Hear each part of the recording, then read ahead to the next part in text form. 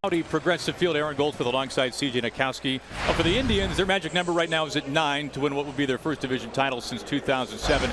The division title is not out of the question for the Tigers, but the wild card more realistic. They're right now tied with Seattle, 3 games outside of the second wild card. The good news for Brad Ausmus and Detroit, they've got their ace Justin Verlander going. He's been one of the best starters in baseball in the second half, but his last time out against the Indians this summer, it was brutal. He gave up 4 home runs in 1 inning. Well, it's time for some redemption because it's not just his last one, but this year has really struggled 0-3 against those Cleveland Indians. And you think about interdivisional matchups and how important they are. And had Justin Verlander maybe beat them a little bit earlier, perhaps the division would be a little bit closer. But that's in the past, and the future is now. And for Justin Verlander, stopping the streak and what has been going on in the starting rotation right now with the Detroit Tigers, it is on his shoulders to get things going in the right direction. Well, the rotation has gone nearly 20 games without picking up a win for a Tigers starting pitcher.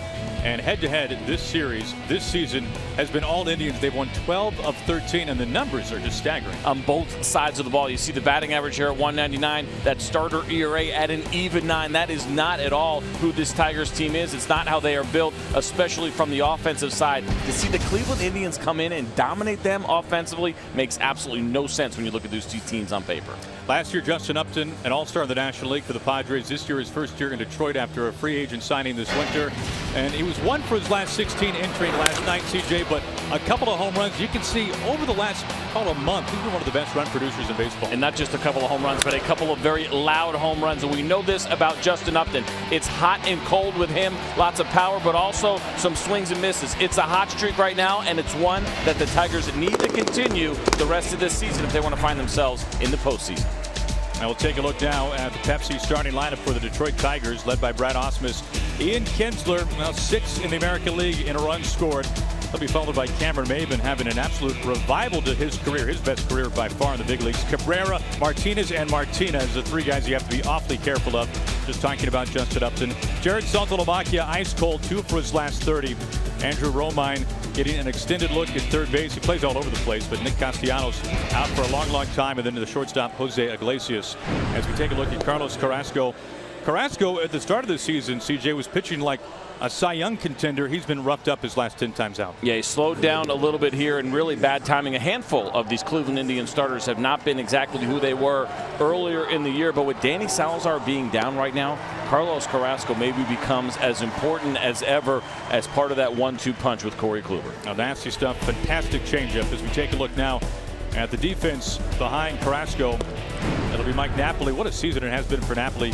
He'll be at first base, and then up the middle, Kipnis and Lindor. Lindor, just simply put, one of the brightest of the bright young stars in the majors right now. Ramirez has really taken hold of third base for the Indians this year. Crisp back to Cleveland, relatively new to the Indians this season, and then Naquin in center field, the rookie Abraham Almonte in right field. As the Indians got some bad news today, Yan Gomes hit on the wrist in his final rehab game, and Gomes, who has struggled for much of this year, has been out for a long time with a shoulder injury. He's going to be out for the rest of the season at this point. So here's Kinsler, 0 for his last 8, having another fantastic year, 278, 26 home runs. Leading off as usual for the Tigers, facing Carlos Carrasco.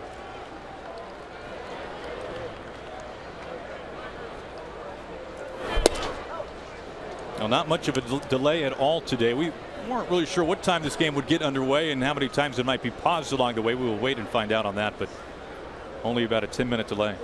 The lesson there, you cannot always trust that radar because it was not looking like it was going to favor us at all.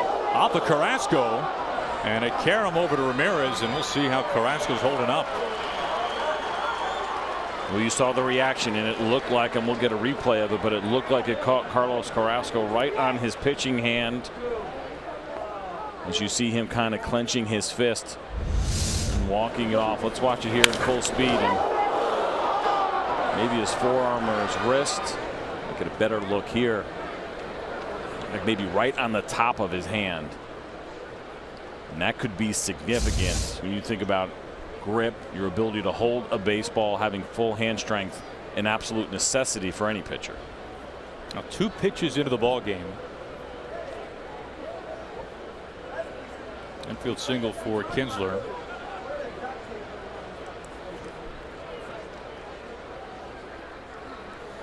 You think about already Danny Salazar being down so big for this team. As you look at Carlos Carrasco grimacing, and he knows, and he's probably trying to talk his way into staying in this game any way that he possibly can, knowing how important it is for the Cleveland Indians. Not to jump the gun, but if this was anything significant, this would be a huge blow to this team. Josh Tomlin out of the rotation, back in, was good in his last one, but this team, as good as they have been offensively, the starting pitching is so critical to what they want to be able to do in the postseason.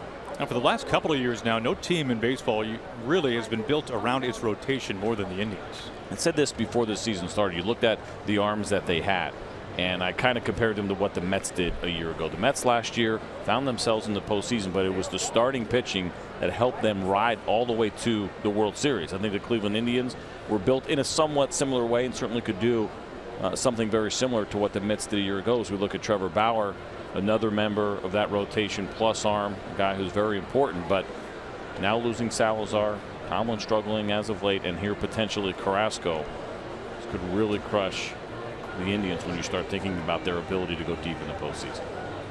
Well, the length of time that they are looking at Carrasco does not make you feel good about this if you're the Indians. You see him rubbing it right on the top of that hand. So what the trainer will do there is try to figure out hand strength and how it feels, and can he grip the baseball as hard as he needs to. You see the expression on his face. He knows what this means. He knows potentially what this could mean to this ball club. And he's done. Wow. 2 pitches into the ball game.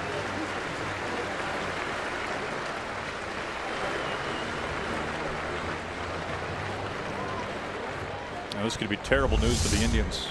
And watch it again. Here is, of course, that view that we saw from center field, and you see Carlos Carrasco flinching, and it looked like that pitching hand got right in the way. And you'll see it here now from that catcher's point of view, and you see that, yeah, right to the right, kind of near the wrist, top of the hand. I'm sure x-rays will follow here pretty soon, and we'll get a much better idea of how significant this injury is to Carlos Carrasco. Manship coming in. Look at all the time he needs to warm up.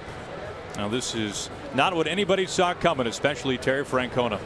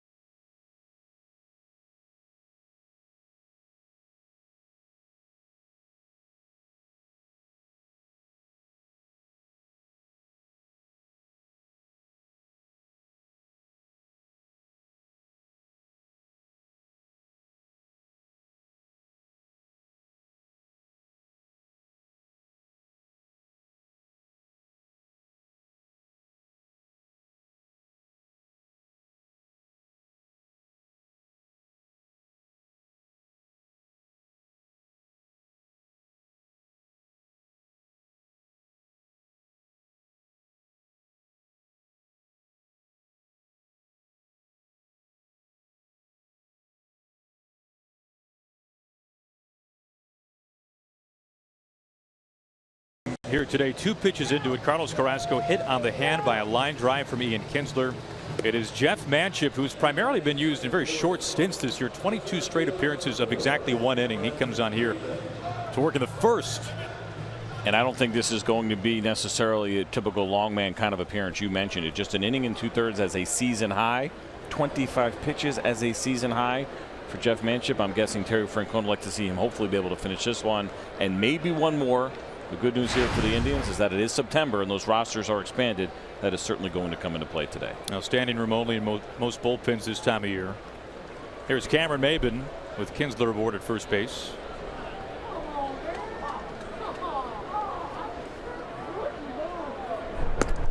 Manship's first throw to first base.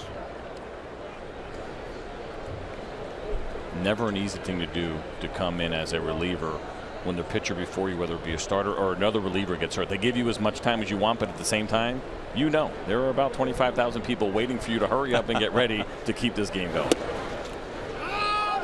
Now, CJ, you can probably speak to this to some extent. As a reliever, you are barely unpacking the backpack with the seeds in the bullpens when all of a sudden the phone rings. This is mentally more than anything. Maybe this is a little jarring for a reliever, in this case Manship. I tell you, it's different for every bullpen. I've watched the Indians where most of those guys go out right away from the first inning.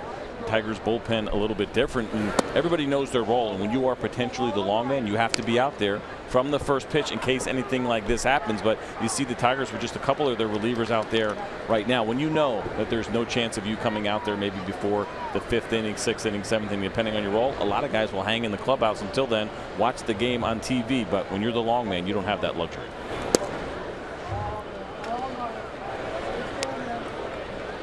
Fernando Rodney, a former Tiger, was famous for taking a nap in the clubhouse at this hour of the day. Of course, knowing that he would only be pitching the 9th if needed. A little different there. It's good work if you can get it. A little nap before you actually go to work while everybody else is working. 2 balls and a strike to Maybin. Manship, 31 years old, in his 8th big league season out of San Antonio.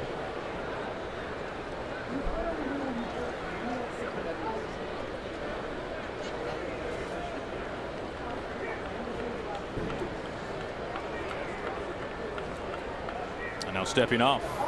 Paying a lot of attention to Ian Kinsler, who has stolen 14 bases this year.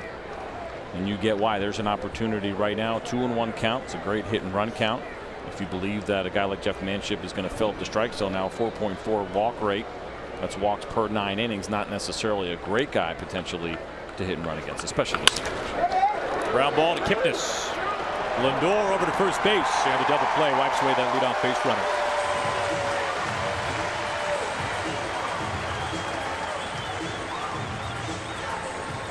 Carlos Carrasco done for the day after 2 pitches, hit by the line drive. And if you go back to near the end of April, covering first base, a very serious hamstring injury for Carrasco. This put him on the disabled list for some time. You see him get to first base and kind of stumble, lose his footing, and right away you knew that was a legitimate injury and missed, like you said, a significant amount of time, nearly or just over, I guess, 6 weeks. But this one now, at this time of year, you see the reaction. He knew it was legitimate. This could be a big problem here for the Indians.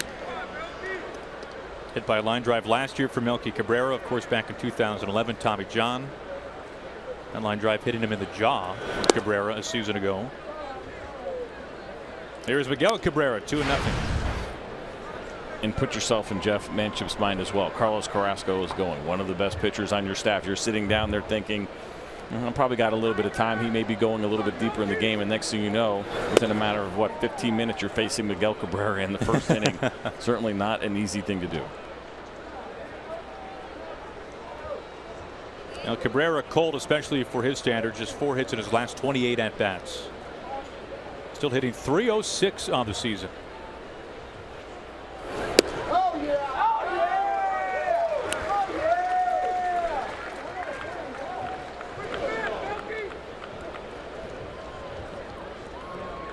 yeah! Victor Martinez on deck, 2 outs, nobody on.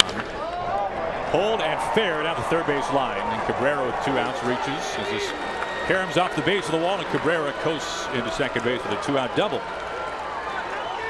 You mentioned Miguel Cabrera's slump, and there are a few guys that you actually worry about when they're slumping. I don't think anybody is more relaxed, has more fun playing baseball than Miguel Cabrera. So his kind of slump is maybe not your average hitter's kind of slump where the pressure starts to mount a little bit, always relaxed. Obviously, he's in a great hitter's count there as well and comes through. And that was loud coming off his bat.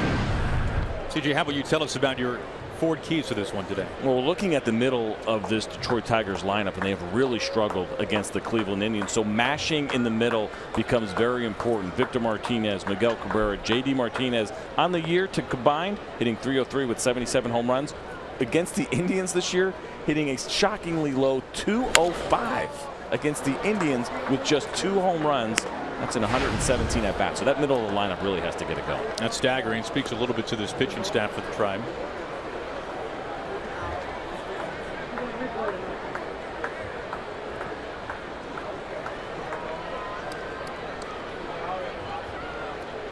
Cabrera, a 2-out double, his first double since the end of August.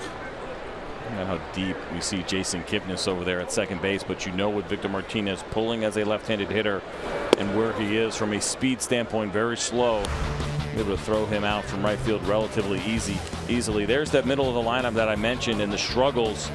Victor Martinez, the .255 batting average, the best of the group. Miguel Cabrera, 190. I know this Indian staff is solid, but that is unbelievably impressive to see what they have done to him in 13 games. See JD Martinez some time on the disabled list, the elbow injury, so only 7 games this year against Cleveland.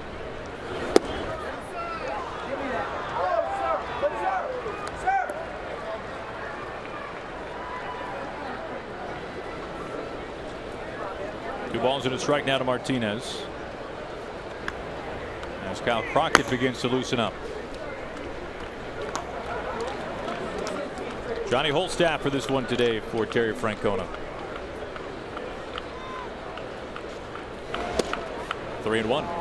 Really, we think about that conversation that happens so often with September rosters, and should there be a change because we play by this completely different set of rules come September where you can expand your roster up to 40 if you want from the usual 25 during the regular season. I think a lot of managers are on board with maybe doing something different, maybe coming up with a different kind of idea, but a day like today makes you extremely grateful. And for Terry Francona, he has all of those pitchers in that bullpen available. Martinez clobbers this down to the pole, absolutely crushed, destroyed, and a just foul ball. That was hammered by Martinez. That was back onto the concourse, or just about to it. It's incredible because Victor Martinez was pretty sure, as we see this off-speed pitch kind of floating in the middle, he didn't go anywhere. And as close as this was, this is how smart hitters are. They know he hit it hard, but he knew that ball was probably going foul, and it certainly did. Now for Jeff Manship, realizing for Victor Martinez, you cannot just go with the get-me-over breaking ball. He's too good of a hitter for that. He makes you work. You have to hit your spots. This guy is too good of a hitter to float a breaking ball over for a strike. The Tigers have a chance here to do something they have not done all year. That is score in the first inning against the Indians. You've got Cabrera at second base after the double. Now they have 2 on. And not surprising there at all that Manship shoots for the corner. When a guy hits a foul ball like that off of you, you know he's locked in. He's seen the ball well off of you. You're better off with 2 outs. Go ahead and walk him. Start over with the righty, JD Martinez. Martinez is 2 for his last 24. Had a scorching hot month of August. Hit over 400. An OPS over 1100 last month. Verlander having to wait a long time to take the mound. 2 outs and 2 on here in the top of the first.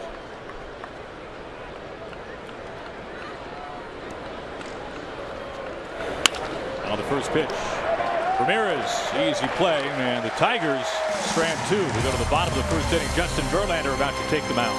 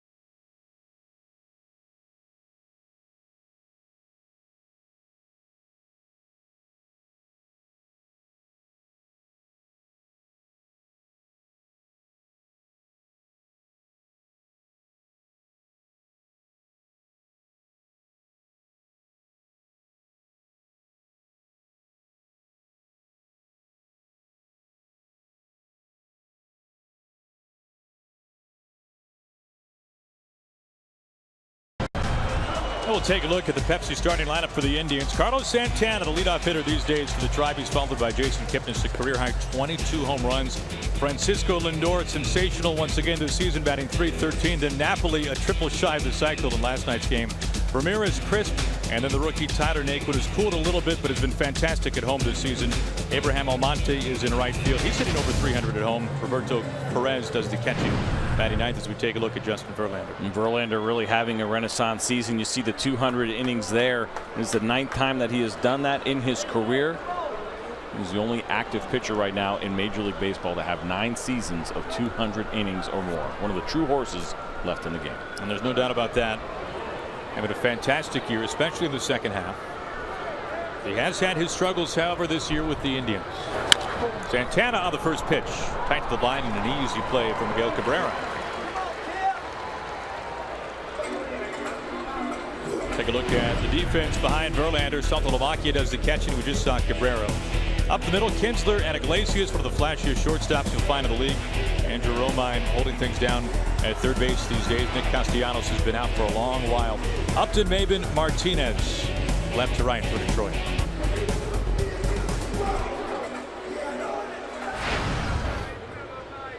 Now, so many of these Indians hitters have had very productive years against the Tigers, and you can put Kipnis right at the top of the list.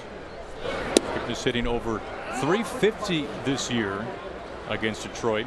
He has scored 16 runs in 12 games against the Tigers. It's been incredible to see, and every time we talk about this Cleveland Indians offense, it becomes more and more amazing when you dig in. But maybe the biggest surprise is that they have been doing this the entire year without Michael Brantley.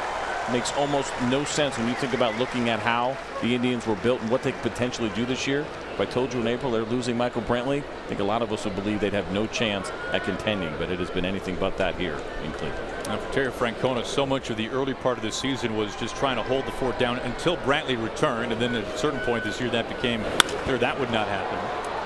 Brantley's return, that is. Still 0-2. Mike Everett, the crew chief behind home plate in his 18th season. He actually worked the wild card game back here in 2013. Jordan Baker, Pat Hobert, Tim Timmons, umpire at third.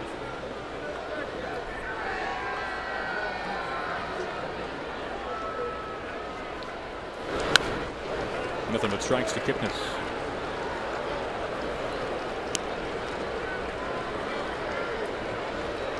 Kipnis having his best power year in terms of the home run ball this year. 22 homers.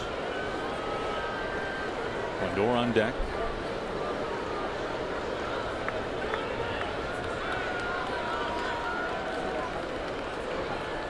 And Verlander steps off. Interesting here, 0-2. Obviously, we just saw a strike and a foul ball. You got to think that for Justin Verlander, maybe thinking about putting something off the plate here, trying to get that swing. And appealed out of third base. He does not go.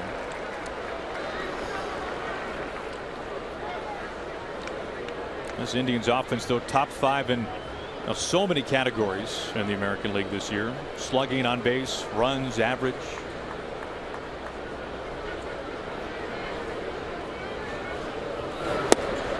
Two outs. First strikeout today for Verlander. And Justin Verlander, despite the fact that he is 33 years old, hanging in there with so many of these young guys throwing sliders at 91 miles an hour. That's usually reserved for Syndergaard, Steven Strasburg when he is healthy. But even Justin Verlander still being able to do it with great velocity. A lot of guys, that's an average fastball, a decent fastball. But for Verlander at 33, it has not mattered. He has not slowed down at all. It's been impressive to watch this year. CJ, you look at his breaking pitches, the slider, the curveball, they have been pretty unhittable this season. Slider 159, curveball less than 180. You think about Verlander, that overpowering fastball, but the breaking pitches have been electric. They all work together. They all complement each other, and when the fastball is still there, plus his ability to elevate it in the zone, it's going to make those off-speed pitches, especially breaking pitches like a slider and a curveball, much more difficult to hit, because in the back of your mind, you know the velocity is still there. No hitter wants to get cheated on that velo, and so they have a tendency to start looking heater, and then they end up getting beat by the slider and curveball. 2 outs, nobody out. It brings in Lindor, who has simply been one of the best hitters for average since coming to the major leagues last season.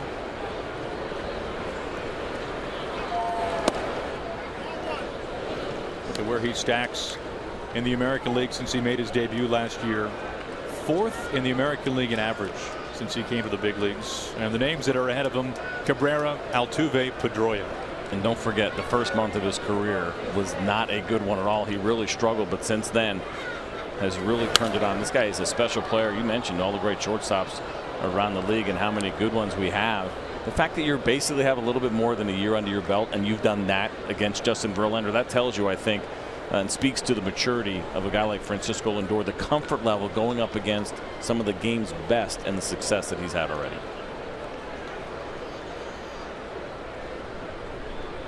Verlander looking for a 1-2-3 first.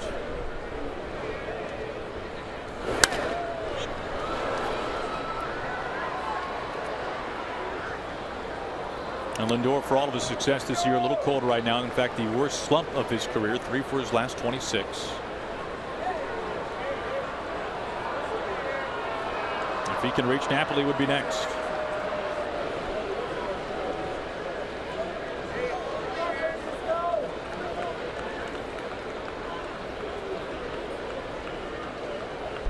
Long look in from Verlander. And now time call. And interesting here, what I've been watching, and you've been able to see it here on television, is that Justin Verlander is using multiple signs with nobody on base. And what that tells you is, you see that ball in the dirt, is that he does not trust Progressive Field. That's the only reason that you would do it. There is nobody out there. There is no player out there in the Cleveland Indians that can see the catcher's signs right now coming from Saltalamacchia. And so when you use multiple signs with nobody on, that tells you that you're not comfortable with what's going on in the stadium. Years ago, when I played for the Tigers, we used to do that when we go into Chicago. And we remember the controversy in Toronto recently where they said the man in the white hat was sitting in center field. If there's any suspicion, that is why you go multiple signs with nobody on base.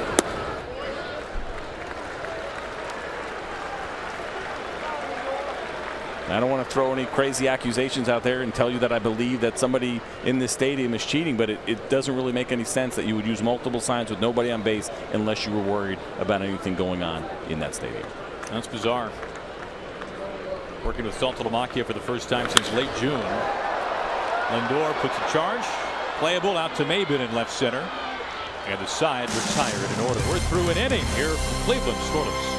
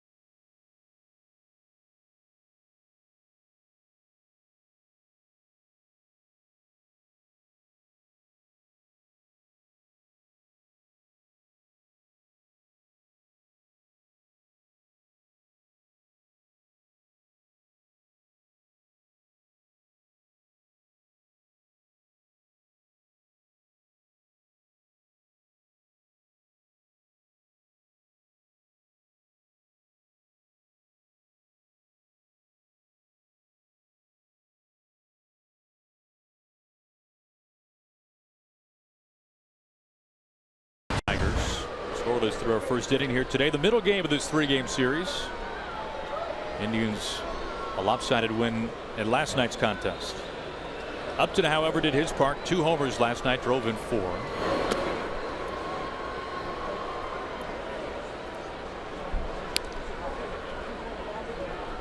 Manship ended up working the first inning after Carlos Carrasco was hit on the hand by the second pitch of the ball game from Ian Kinsler.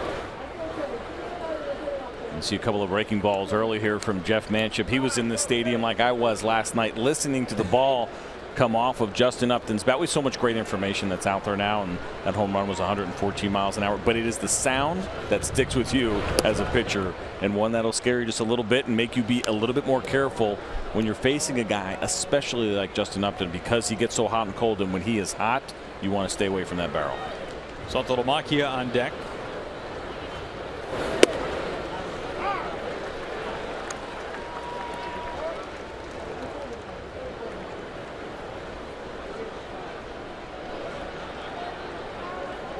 Working with Roberto Perez, the catcher today for the Indians. High, towering fly ball. Napoli out of the warning track into the seats.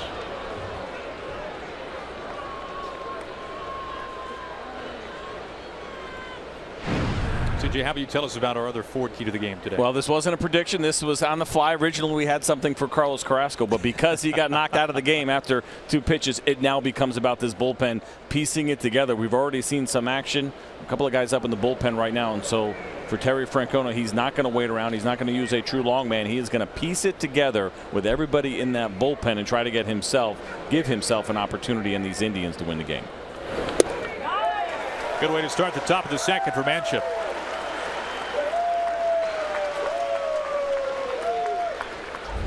You know, sometimes people will say this is the best pitch in baseball. It's not a pitch you throw on purpose. That is a backup slider that's hanging up in the zone, but hitters are not looking for that kind of pitch.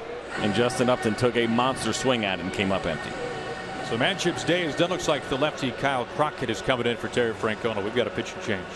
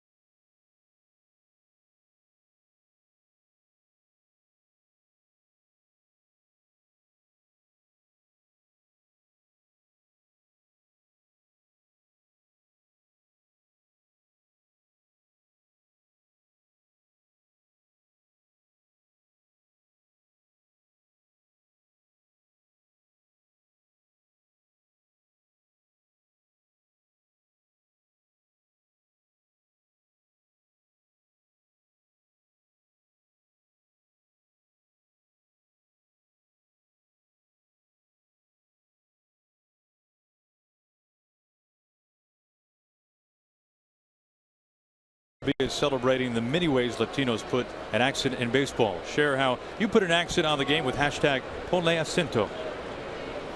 Pitching change. Kyle Crockett is in, taking over for Jeff Manship. Sounded pretty smooth, partner. Nice read. You heard me rehearsing.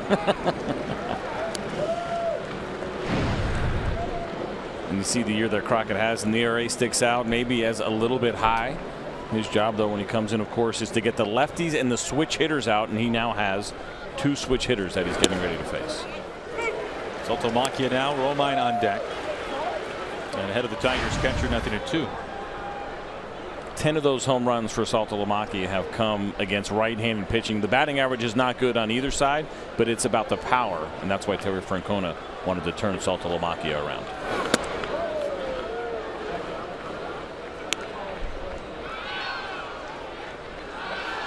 And you can see the splits you were just talking about.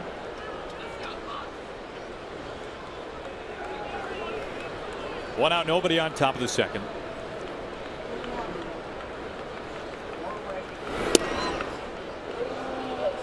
Crockett had a fantastic rookie season back in 2014. He made over 40 relief appearances for the Indians. Had a sub-2 earned run average, in fact a 1.80. But since then has really been knocked around a little bit, an ERA over 4.5 since the start of last year.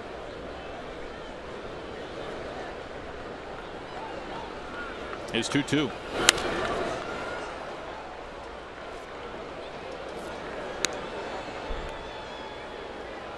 There's no doubt Terry Francona cringed when he saw that ball hit Carrasco on the second pitch, but for those who follow the Indians, they know that Tito likes to use that bullpen, so this will be, outside from the fact that his starter is out for the day after just a couple of pitches, this is a game built for Terry Francona. Well, hopefully for him, while the American League experience also in the National League as well, but when you have a deep bullpen, when you have guys that have the split you're looking for, certainly great opportunities to mix and match. To do it now for an entire 9 innings. But again, September makes that a little bit easier, and there's great opportunity too for other relievers in that bullpen who maybe were not going to get as much time. Now all of a sudden a few innings open up. You really got to take advantage of it and try to impress your manager.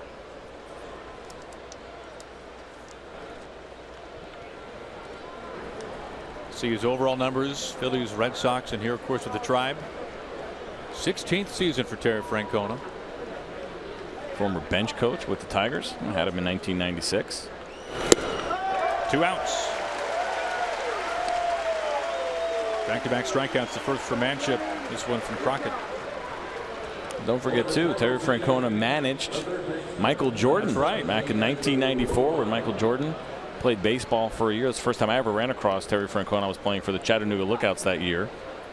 And ran across Tito and then played for him a couple of years later in Detroit. But one of the great personalities of the game. Great guy.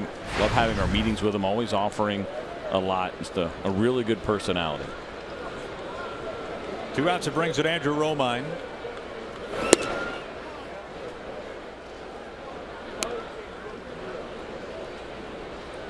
Now Romine has helped to spell the Tigers at third base with Nick Castellanos on the disabled list for a lengthy period of time. Castellanos took some swings just the other day, just a couple of swings into it. It did not feel good. He will not rejoin the Tigers quite as early as they would have hoped. Well, definitely not. And Brad Ausmus told us before the game now that he has gone down to Florida. He'll be in Lakeland, take some batting practice, maybe see some live hitting. Instructional league starts next week for the Detroit Tigers. Since Nick Castellanos has been out August 7th, they have not had one home run from the third base position. Kipnis with a dive, and he makes the catch. Sparkling play by the All-Star second baseman. Side set down in order.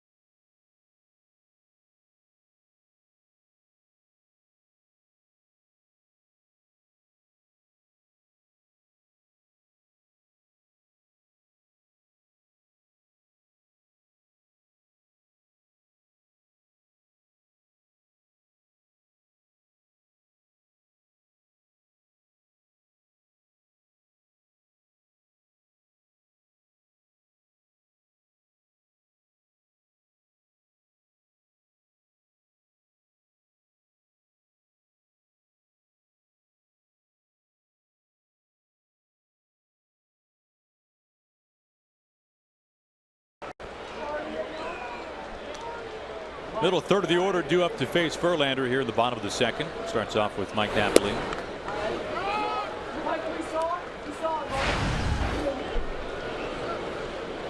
Napoli was hitting just 130 this month until last night when he went 3 for 4. Finished a triple shy of the cycle. And he had, CJ, what I'm going to guess is the largest hang time of any ground rule double in baseball this year. Bounced over the 19-foot wall in left field. Thought that would have been impossible. I think we saw potentially a couple of unofficial major league records on that double yesterday. You mentioned the hang time and then the fact that it actually bounced over the wall. I mean, that is incredible. And thinking about the highest wall to ever be part of a ground rule double, it was amazing to watch that thing bounce. I don't think you can get one over the monster at Fenway. It was lost in the air by Upton. Badly misplayed it. It's that tough time of day, and a lot of times at dusk where you still have a little bit of color in the sky. Got to concentrate a little bit longer when it has that grayish kind of tint, which you get here in Cleveland when the clouds roll in. And I think ultimately that was Justin Upton's issue. The home run that Napoli hit later in the game. I'm not a big launch angle guy, and I'm guessing it was somewhere in the 80s, so it almost went straight up in the air at 90 degrees. It was impressive to watch. Jose Ramirez on deck as Napoli leads off the bottom of the second.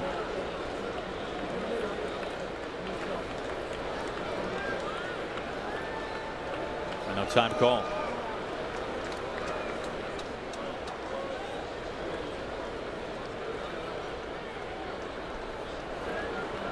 What a staggering difference for Napoli at home. About 100 points higher. That's true for a number of these Indians hitters. Maybe not to that quite extreme, but they have plenty of hitters who have excelled at home. You can go up and down the lineup. Naquin is one of them. Almonte another.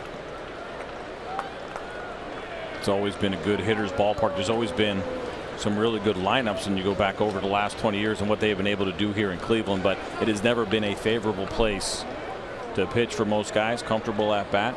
A lot of guys will tell you ballparks a lot of times are based on how good the batter's eye is and how well they can see the baseball. And here in Cleveland, I think a lot of guys comfortable in that box. Can't forget about Lindor leading the American League in average at home, nearly 370.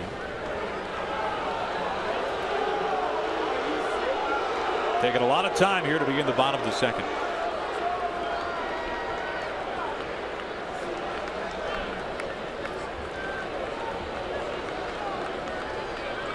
The 3-2.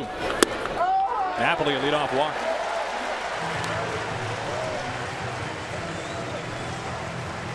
Now the double we were talking about, CJ. Now here it is. I was here last night watching this game, and you're thinking, okay, probably a sacrifice fly, second and third. I almost thought Justin Upton was trying to deke the runner, but he was not. He did not see the baseball, and that hop right there. I mean, how is he higher than 19 feet? The wall's 19 feet. That thing went about 21 or 22 feet off of the warning track. Mike Napoli will take it. That goes down as a double in the scorebook. Well, he's closing in on 100 RBIs. He drives the leadoff walk to begin this bottom of the second. He brings in Jose Ramirez, the third baseman. What a season it has been for Ramirez. A good year this spring for the Indians. There was one game where Terry Francona put Ramirez in center field. This idea that maybe he could be this ultra super utility man for the Indians, and all he has done is basically take it over third base on Uribe not getting it done earlier this year. Ramirez having a monster season, hitting well over 300. Well, Mike Napoli, I think, undoubtedly has been the most valuable player of the Cleveland Indians, but you could make your case for Jose Ramirez and what he has done, both playing left field and third base, a couple of different positions, but then doing such a great job as you see him there, situational hitting, and how strong he has been. Those are big numbers across the board. Over 350 runners in scoring position.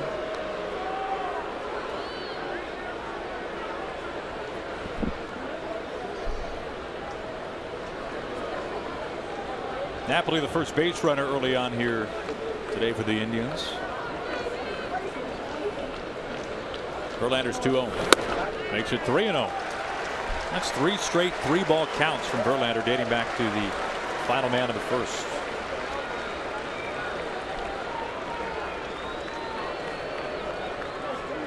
Next, Coco Crisp.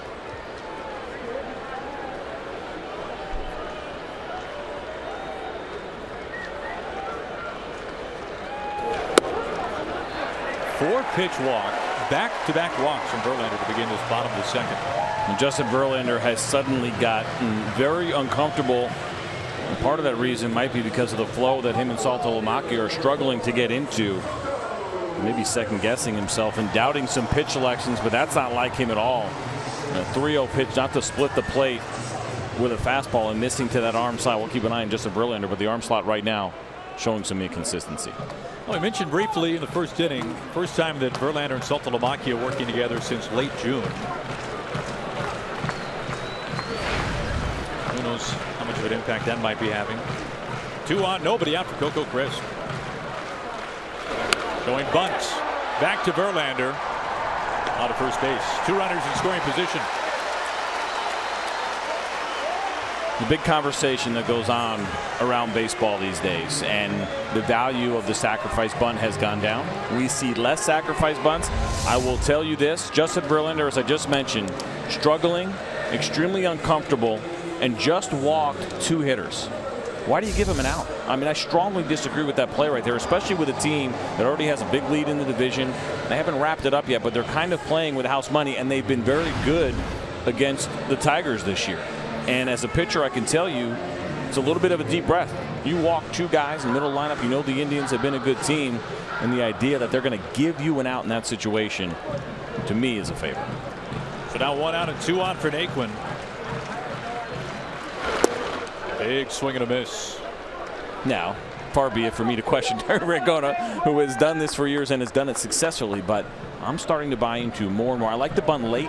Close games, when it's late, you got to get a guy over, and you're talking about running out of opportunity, but it's so early in this game, and Justin Verlander looks uncomfortable. I just hate the idea of almost giving him a reset and giving him a little bit of a breather. 2 healthy hacks. Naquin 0-2. Both times at 95. And he's tardy on that fastball right now. This becomes interesting because we saw Jason Kipnis, as a left-handed hitter, go down on that really good slider, 91 back foot slider. The runner on third, certainly Justin Verlander, if he wants to throw that pitch again, it has to be out of the zone, but he's got to be careful of that wild pitch. The 0-2. 3 pitches, all swinging strikes, all with the heat. Tyler Naquin is probably going to see a steady diet of this from Justin Verlander until he shows that he can catch up, but he was late on every single one of these 4-seam fastballs, and Justin Verlander right at him, not even thinking about going out of the strike zone. And again, I go back to what a difference the momentum shift now becomes because of that bunt. Justin Verlander sitting here feeling very good about himself. He's now got 2 outs. Ramirez at second. Napoli the go-ahead run at third base. It brings in Abraham Almonte.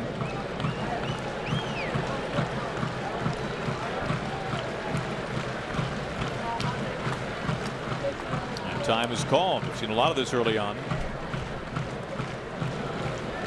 Saltalamacchia, and this could be part of it, has not caught Justin Verlander since June 26th. James McCann has been his guy ever since then, so that could be part of this as they're trying to get on the same page.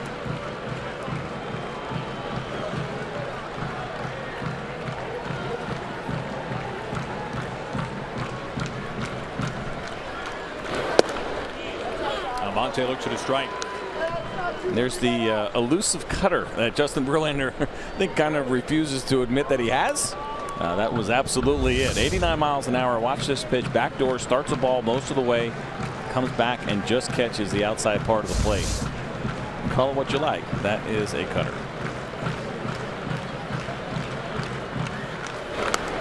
Now, why would he refuse to say that he's got a cutter? It's so interesting for some guys. I went through this as well, and I think you'll find a lot of other pitchers. Naming pitches, it's up to you. You can name it whatever you want. But what it actually does is really tells us what kind of pitch it is. And maybe for Justin Verlander, he doesn't like to think of it as a cutter, or he doesn't want opposing hitters to believe that there is a cutter there. But it does exist. Verlander ahead. He has been nails this year with runners in scoring position. Only 4 hits. Twisting over to third base. Romine. Shallow left field. And Verlander strands 2 runners in scoring position.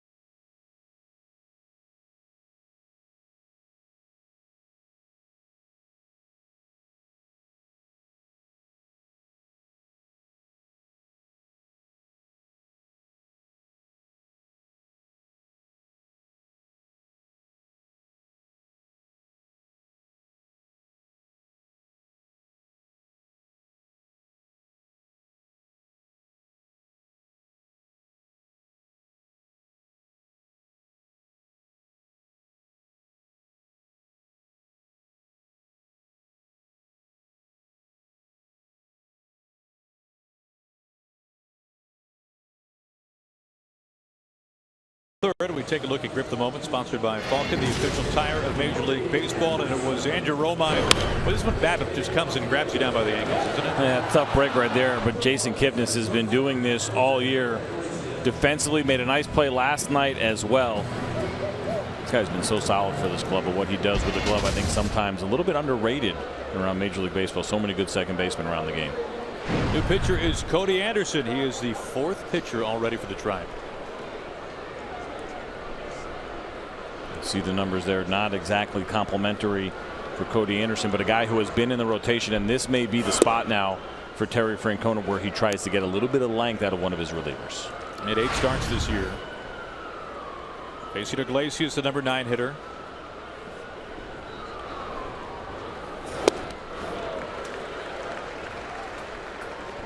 Anderson now in his 7th stint with the Tribe this year.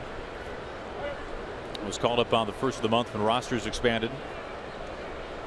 Drafted and developed back in 2011 by Cleveland.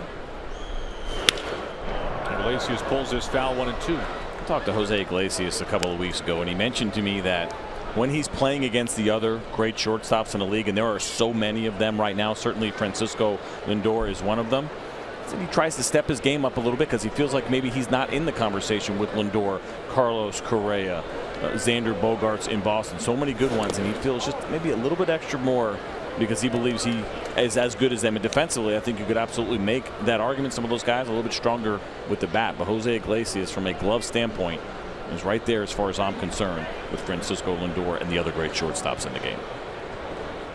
Here comes the 2-2. Iglesias having a down year offensively, back-to-back seasons batting .300. Of course, missed a year because of the leg issues. It was Kinsler who lined the 2nd pitch of this game off of Carrasco's hand. To his counterpart, Lindor barely touches the ball, throws to first, and it is in time. Wow. Francisco Lindor, that's got to be fun for him to throw out another shortstop, but you mentioned it. It did look like he barely caught this ball, and he's smart enough to know everybody has an internal clock, and they know about how much time they have to get that baseball over to first base. For Francisco Lindor, he knew to get rid of it quick. Go ahead and short hop that throw. It actually turns out to be a long hop. He does a good job of not throwing that too close to Mike Napoli's feet so he can get that good hop right where he needs it. But tremendous play showing off the range there by Lindor. Leadoff man retired. Here is Kinsler for the 2nd time.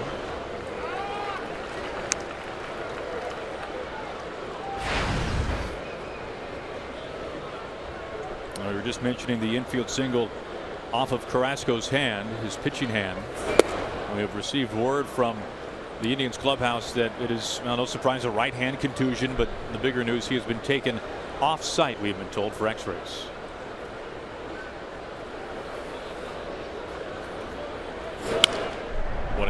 And those x-rays are going to be obviously the most important part of this, and whether or not there are any broken bones in there for Carlos Carrasco and what the prognosis will be. As you see it here, a little bit of a flinch. His right hand goes right to where that baseball is, not intentionally by any means on his part, just a natural reaction from a pitcher, and that ball caught him right on the top of the pitching hand.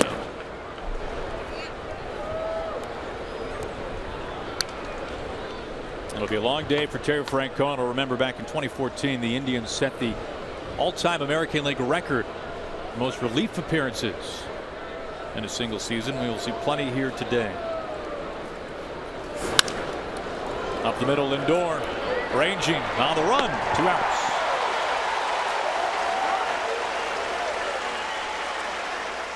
So much fun to watch Francisco Lindor play the shortstop position, and a lot of times these slower hit balls can be a little bit more difficult. It's one thing when a ball is hit hard and you just have to react, but you see a couple of strange bounces there as that ball hit the corner of the mound. But Francisco Lindor, great concentration. He catches it right by his left foot, and an excellent throw to Mike Napoli.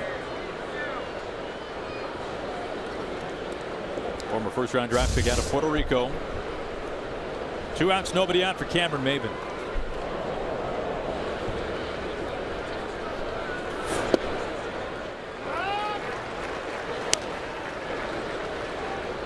Maybin missing some time on the disabled list with a thumb injury. He He is having his best season in the big leagues, hitting nearly .315 entering today.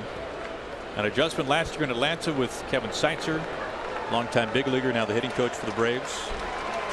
Recent seasons in Toronto. Or may have been here behind 0-2.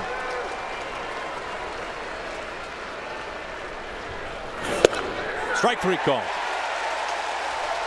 Anderson retires his side in order.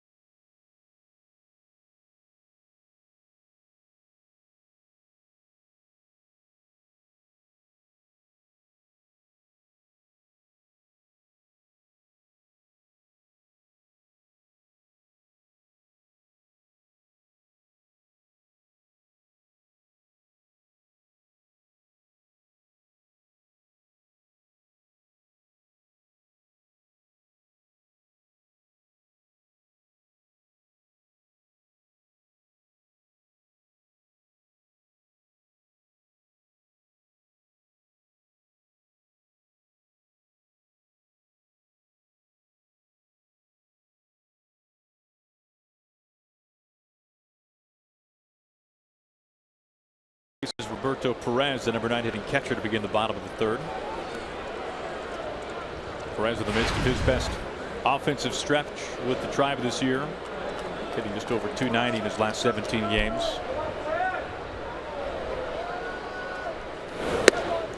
Now, CJ, you were talking about the idea of Crisp dropping down the sac bunt after back-to-back walks from Verlander in that second inning. Before that Coco Crisp bunt, Verlander had thrown 5 straight balls. After the bunt, 6 consecutive strikes to escape the jam. Momentum is everything, especially early on, even for a guy as good as Justin Verlander.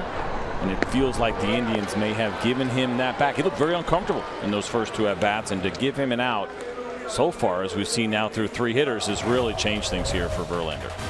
Well, tonight, one of the biggest games this season in college football is on Fox. For the first time in 33 years, #3 ranked Ohio State takes on Oklahoma. Don't miss this historic event tonight at 7 Eastern, only on Fox. Oklahoma, a Week 1 loss in Houston. First real test for Ohio State, as plenty of Buckeyes fans around the ballpark and around downtown Cleveland today. One out, back at the top of the order. They have the shift on for Carlos Santana.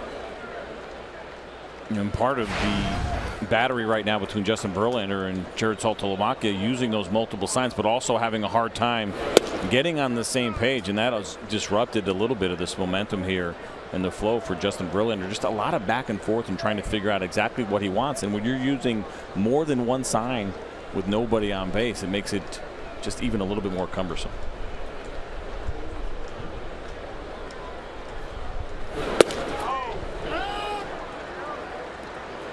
In spring training this year for the Indians, it was almost said with a laughing note from Terry Francona that maybe Carlos Santana would be the Indians' leadoff hitter.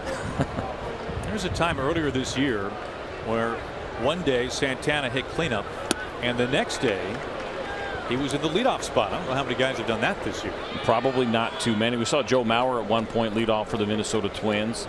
Somewhat similar, but there's only one thing about Carlos Santana that makes him look like a leadoff hitter, and that's the walks and his ability to get on base. Nothing about how he runs would make you think that you'd want him in the leadoff spot, but he offers power, he offers on base, he's got great awareness of the strike zone, and so everything but his legs really work well in the leadoff spot. Now 2-2. Now, since Santana made his debut back in 2010, at one time a very high prospect for the Indians, only Joey Votto has drawn more walks than this man right here.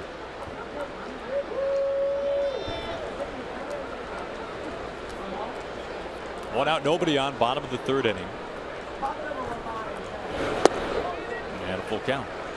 In this at bat compared to his first one, looking more like a leadoff hitter, right? He came out, swung at the first pitch of the game, and now he's getting ready to see his sixth pitch of this at bat.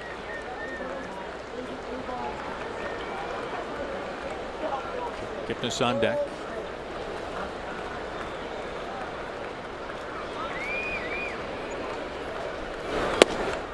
And a walk.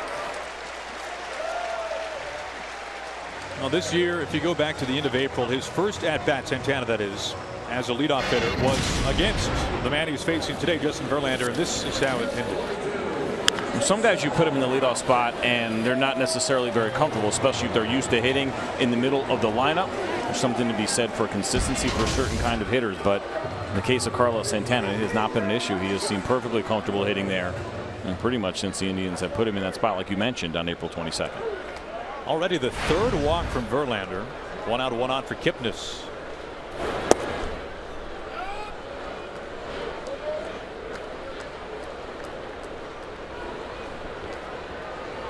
First time that Verlander has walked 3 in a game. Keep in mind, we only play here in the third since the first week of July.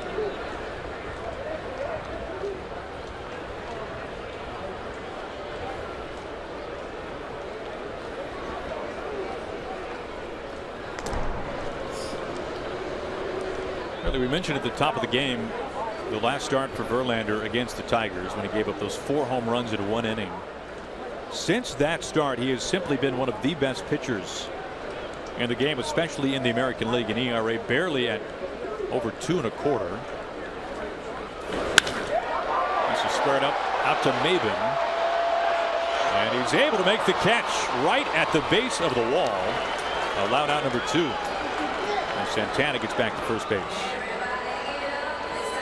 It's a nice catch by Cameron Maybin, a really nice read by Carlos Santana, who was all the way past second base, who would have scored if this ball got over Cameron Maybin's head. Fastball away. Jason Kipnis does a great job of going after. You see the reaction there. A little bit of hoping from Justin Verlander, but Cameron Maybin had this ball all the way. It was just a matter of whether or not he was going to run out of room. He did not. Makes a nice catch up against the wall. How's that pitcher's sign language for make the catch, make the catch? Please, make the catch. please, somebody catch it. Stay in the ballpark. A lot of things that you say to yourself when those baseballs are in the air. 2 out Santana at first for Lindor.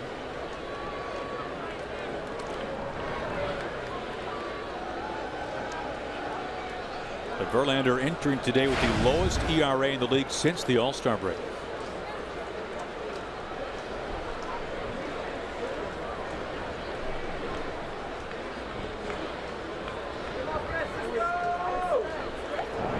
Another look at first base.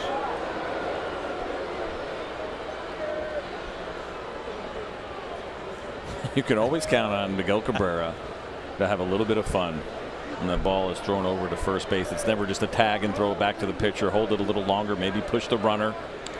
A little bit of jawing back and forth. Carlos Santana 5 for 7 stolen base attempts this year, so not a lot of them, but he's been pretty good when he's gone. And again.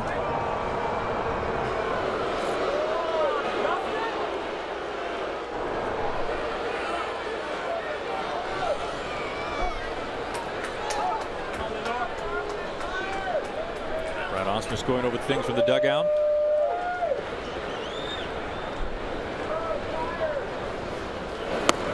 Now the first pitch to Lindor, missing outside. If you wonder why there are so many former catchers that are turned managers, it's because of situations like this. They have controlled the running game their entire career. They have been involved in it. It's an important part of the game. Brad Osmus certainly as good as anybody. He was a defensive catcher first. His 18 seasons in the major leagues, and so he has a pretty good idea when guys may be going, when he wants those throwovers to first base, when you want to use the pitch out. All of those things crucial when you're playing close games.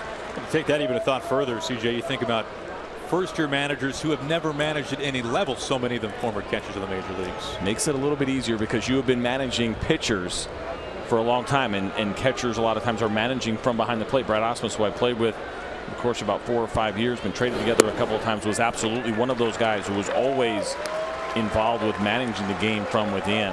Did a great job at handling the pitching staff. So it sounds as though you're not surprised that he is a major league manager these days? Not at all. The bigger question becomes with a lot of these guys that kind of fit the profile is whether or not they want to do it. So many guys make so much great money these days. The motivation to do it means that you actually have the passion, not because you have to, but because you want to. I think we lose out on some potential really good candidates because of some of the money these guys have made. The 4th walk, meanwhile, from Verlander, and the 2nd time he has walked a man on 4 pitches. Did this to Ramirez back in the 2nd. This is not the Justin Verlander that we have seen since the All-Star break. You mentioned how good he has been, and the Indians are in his head a little bit. It's 3 starts this year. It's an ERA over 9. It's 4 home runs in 1 inning in that last game, and you can see him thinking about it a little bit, and maybe the game planning changing, second-guessing himself, using a different catcher one he hasn't used since the end of June. And a lot of things going on here mentally right now with Justin Verlander, pitching himself in and out of trouble. Most walks he's given out since last summer in interleague play against the Pirates. Ball 1 to Napoli. You look at Verlander's first start back in April against the Indians. 2 runs, only 4 hits, 10 strikeouts over 7 innings. But since then, 7 earned runs and then 8 earned runs.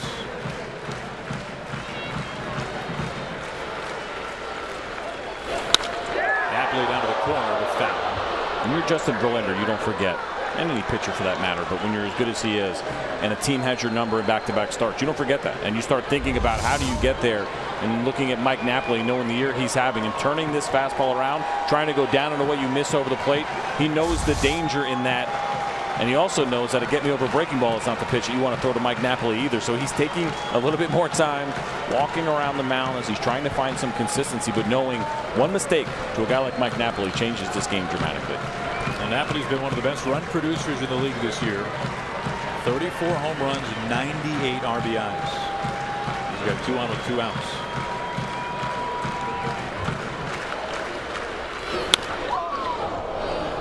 One and 2.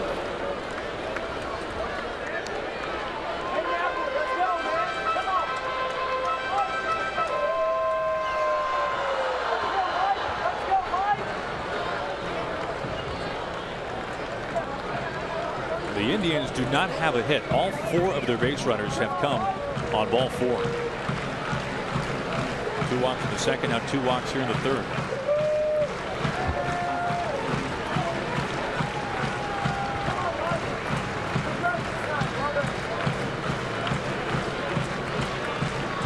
For the 1-2.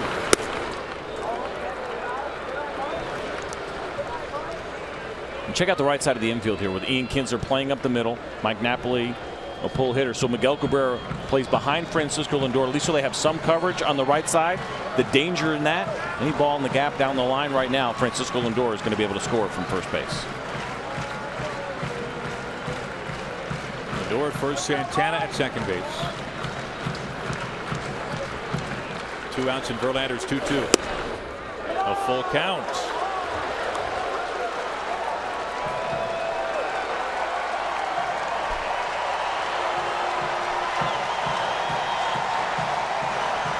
Justin Verlander cannot give in this situation, but certainly does not want to walk Mike Napoli either. This is a pretty important part of this game, even though it's only the bottom of the 3rd inning. Command has not been sharp, to say the least, for Verlander. Swing and a miss for strike 3. Vicious to Napoli. 2 stranded.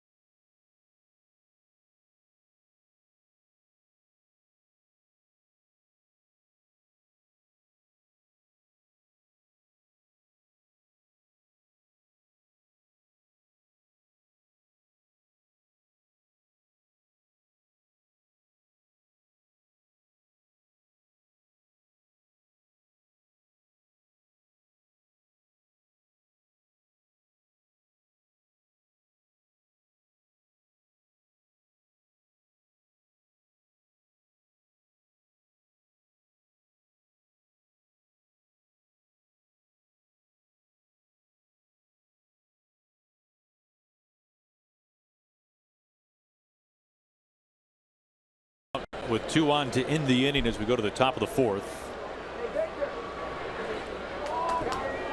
And it's still Cody Anderson facing Miguel Cabrera. Cabrera a double back in the 1st inning.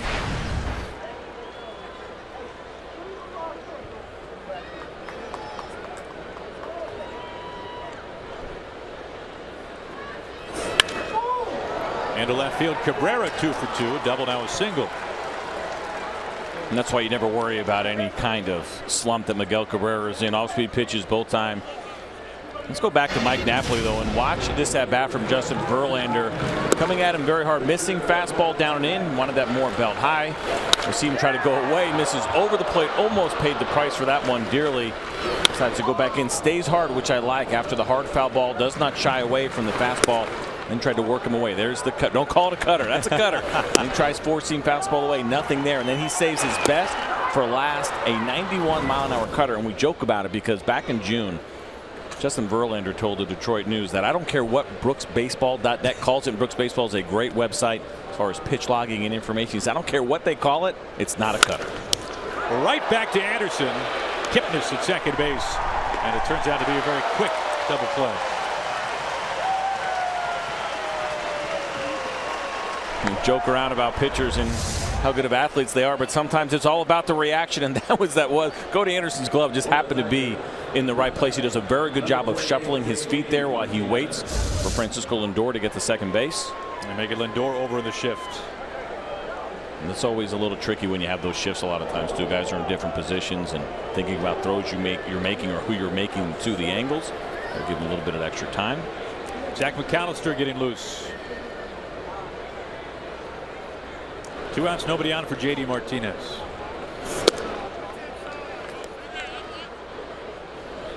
Martinez now 2 for his last 25.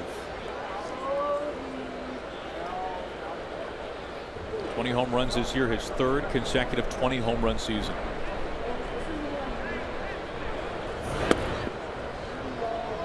Does his time with the Astros remain a mystery, CJ? It does to some degree, but if you listen to him talk about what happened at the end, and he started studying things at the end of that last season, talking to Jason Castro, like the way that he hit, started watching some Miguel Cabrera video, and he started to figure some things out. And it didn't happen for him at the end of the year. It didn't happen for him in spring training, but there was a process that already started for him in making some adjustments. The Astros ran out of time. They ran out of patience with him, and they moved on from JD Martinez, and it'll be probably one of the biggest regrets of that current front office's tenure because they missed and they made a mistake, and JD Martinez has been excellent ever since he came to Detroit. 3-1.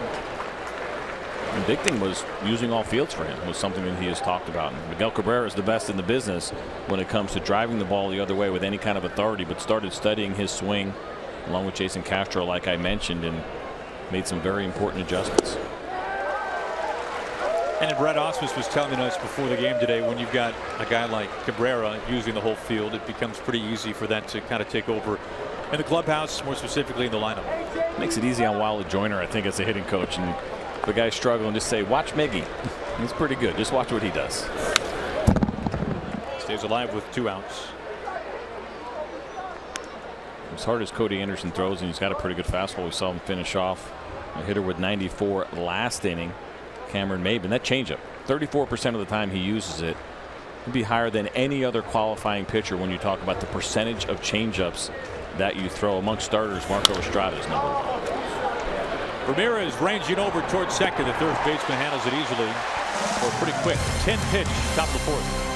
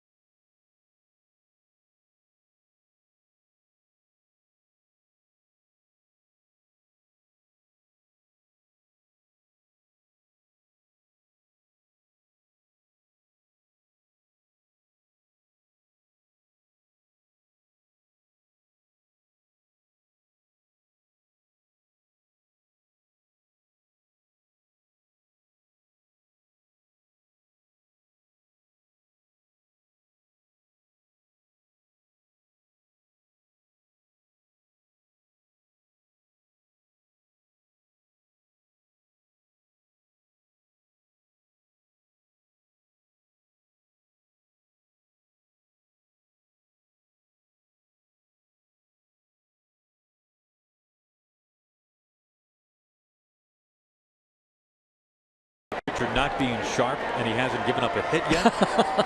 But that's the case for Verlander. He's thrown 5 more strikes than balls. His pitch count is now at 51 as we begin the bottom of the 4th. But the only base runners so far have come on ball 4. It's been a strange outing so far, and when you talk about how good Justin Verlander has been of late, what you expect is that he's going to get settled in. Even though he hasn't allowed the hits, you feel like he'll figure this part out as far as what's going on with the walks, and then potentially could give you that deep outing that the Tigers so badly need.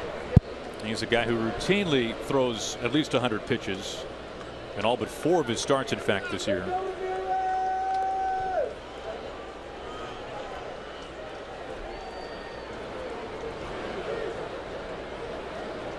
The 0-1 to Ramirez. Iglesias out, but here is Upton. 1 out. Now, one of the great winning streaks in league history in recent years, 14 in a row. Got to go back to the A's, that magical ride of 20 in a row back in 2002. The starters this year for that 14-game winning streak were just unconscious. An ERA of 1.5 in that neighborhood. And of course, this 14-game winning streak culminating with Trevor Bauer going 5 innings of scoreless relief in 19 innings for Terry Francona and Rogers Center. Darwin Barney, a longtime middle infielder, was dealt the loss in that game. One of 2 position players to pitch for John Gibbons. And I remember watching that game, and Darwin Barney actually looked pretty sharp. The mechanics were good. They were smooth. The ball came out of his hand pretty well. And obviously, it's a tie game late, and when the Indians still have their real pitchers in and you have position players in, you're still trying to find a way to win that game. It was an unfortunate loss for him, but I think at that moment, that's when you got excited about this team. Not because they were on the streak, but what you saw was happening in that starting rotation, I think got you really excited as an Indians fan of what could potentially be in the postseason. You think about the beginning month or so of this season, it was the White Sox making all the noise in the Central. Of course, the Cubs, the team in their own city, overshadowing the White Sox, but it was the Southsiders who were making all kinds of noise in the American League, let alone in the Central. And then, of course, that 14-game winning streak helping the Indians out. Well, they have been in first place, it seems like, almost ever since. A couple of things that happened because there have been opportunities. There have been opportunities for the Tigers to take advantage of the Indians slowing down a little bit. They have been unable to do that. The Kansas City Royals, not nearly as strong as I think a lot of us expected them to be this year, as they were dealt a lot of injuries that ultimately they could not overcome. And then those White Sox fading, and that's not to take away anything from this Indians team. It's a very good team, but also a couple of things I think going their way. Now, the 3rd day of June was the last time the Indians were not in first place. That tells you something. Jose Ramirez, a big reason why.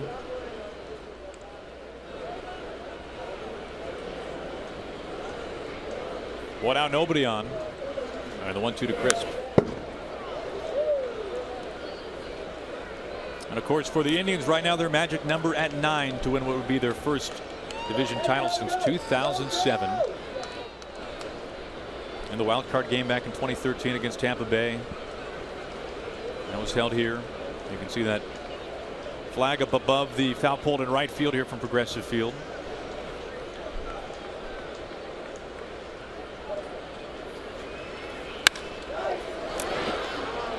Couple of steps into right field for Ian Kinsler. 2 outs. Now you take a look up into that winning streak and ever since. You look at the numbers, CJ. That 14-game winning streak, that did a lot. Right now, 4 games over 500 since then. The offense has been right about on par, but the earned run average for both the rotation and the bullpen a little different. Yeah, and that was that opportunity for a team like the Tigers to take advantage of what was going on here in Cleveland. They were unable to do that. And not only that, now for the Indians, of course, we know Carlos Carrasco left this game after just 2 pitches. We'll find out here soon enough exactly what's going on with his pitching hand. Danny Salazar down now. Some of the things that made them so good and so strong during that streak, and again, what got people excited about a potential postseason run, are now in question. And if you're an Indians fan, you're starting to get a little bit worried, and understandably so. Now, it wouldn't be in a Cleveland sports fan's DNA to get nervous or worried. What are you talking about, CJ? Once you win one in any sport, is it it's all past you now? 2-0 to Tyler Naquin. Well, I think that was part of that conversation as well, which was just such a cool narrative, was you're waiting for a winner for so long, and could you possibly have 2 in 1 year now? Cleveland fans, you deserve there. You can be greedy. You've earned it. Go ahead and get greedy and expect to.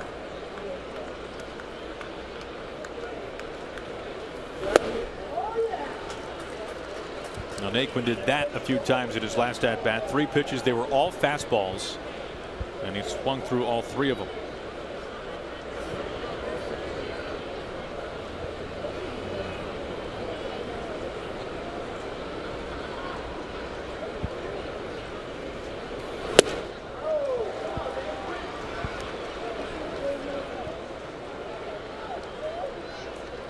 See here something in Tyler Naquin. Check out the top of the zone where he struggles, and you can almost see that Justin Verlander knows it.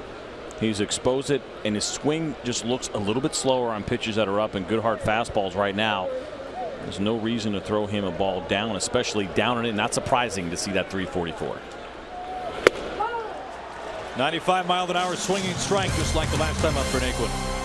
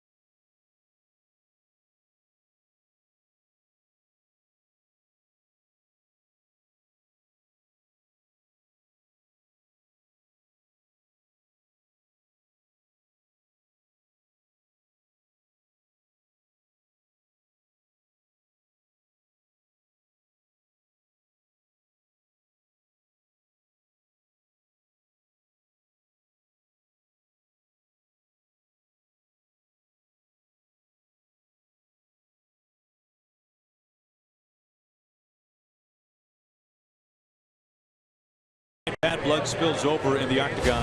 Dustin Poirier takes on Michael Johnson, plus a middleweight battle between Uriah Hall and Derek Brunson. UFC Fight Night is next on FS1, or watch it live on Fox Sports Go. On to the top of the 5th here from Progressive Field. Zach McAllister, the new pitcher for Terry Francona. The one start, as we were talking about that winning streak, by the way, the 14-game winning streak for the Indians. The only start for McAllister came the day that the streak was snapped. Somebody had to pitch after that 19-inning affair. So you blaming Zach McAllister? I see what you're doing there. Get him on social media, guys. Get him. Comes inside to Upton. I always liked Zach McAllister, and then once he went to the bullpen full time, I wonder. I know it wasn't quite the same stuff, but you look at the build a little bit, and you wonder if he could become a really good 2-pitch pitcher. Maybe a Wade Davis like to some degree. It hasn't quite happened for him just yet, but there is a lot to like about what Zach McAllister does. One-time Yankees farmhand. He spent all of his time in the major leagues, however, with the Indians. This is his 6th season.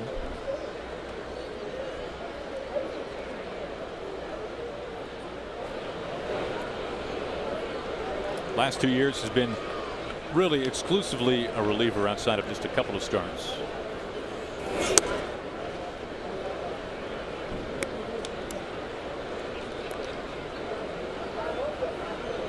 Trying to play on the aggressiveness of Justin Upton in a 1-1 count, elevate the fastball.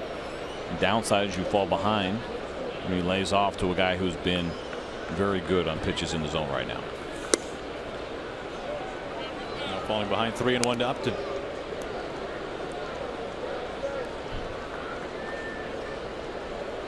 Upton, Saltalamacchia, and Romine here at the top of the fifth for the Tigers.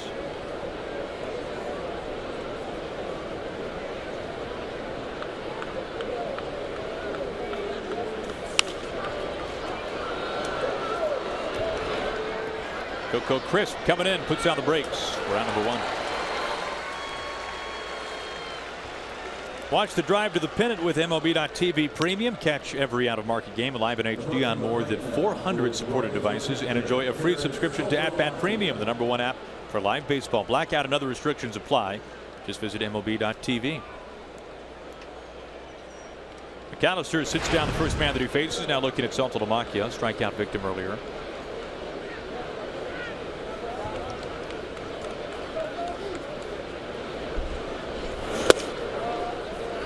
Shift on for Saltalamacchia. It's becoming so common now in Major League Baseball, but something I found pretty fascinating and been tracking throughout the year. You look at the Chicago Cubs, one of the best teams in the game right now, and they shift the least of anybody. Right near the bottom, 29th, 30th they've been the entire year, but they have the highest defensive efficiency rating. What that basically means is they count the percentage of balls that are put in play that are turned into outs. And the Chicago Cubs are right around 73%, which is the highest number by far in Major League Baseball. Most teams are around 68%, and they're doing it by shifting the least. Which, considering who the manager is, the original author in many ways of the shift, that's really surprising. Makes it all the more shocking, but I think what it does is it starts the conversation of, are we overdoing it to some degree? Yeah, there are some hitters, without a doubt, you play their tendencies, but sometimes I believe some teams probably take it a little bit too far. Naquin's had a pretty quiet day so far in center field. 2 outs.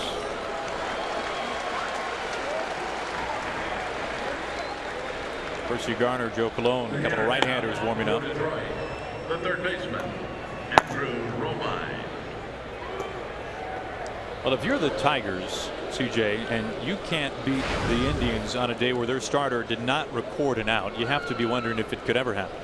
Without a doubt. And you start to think about being deflated when you have one opponent that just continues to beat you. And obviously Carlos Carrasco would have been a difficult pitcher to beat. Romine on the first pitch. Right back to Naquin. And this Indians bullpen has faced the minimum since the second inning.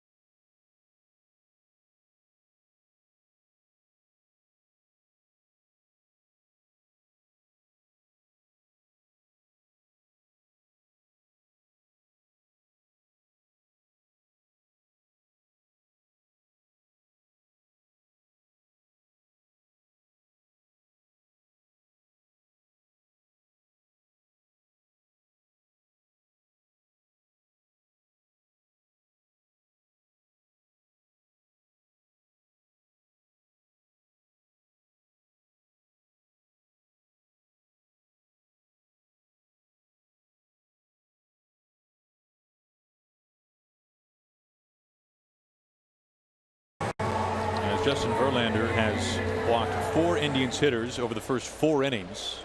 Yet to give up a hit. He faces 8-9-1. It begins with Abraham Almonte, the right fielder.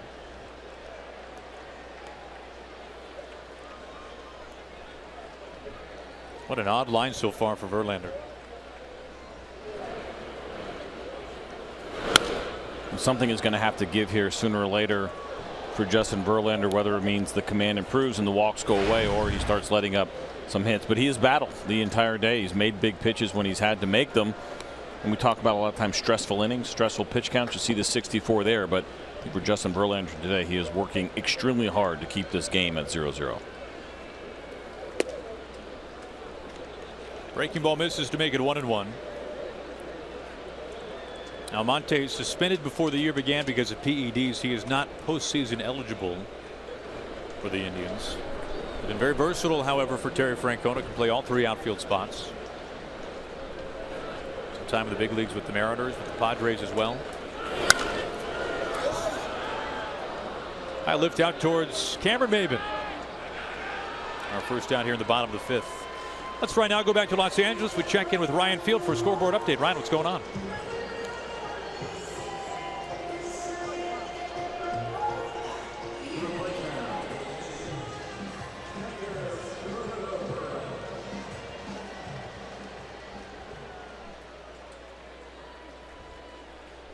A little history with that. That'll be a big one on Fox coming up later tonight.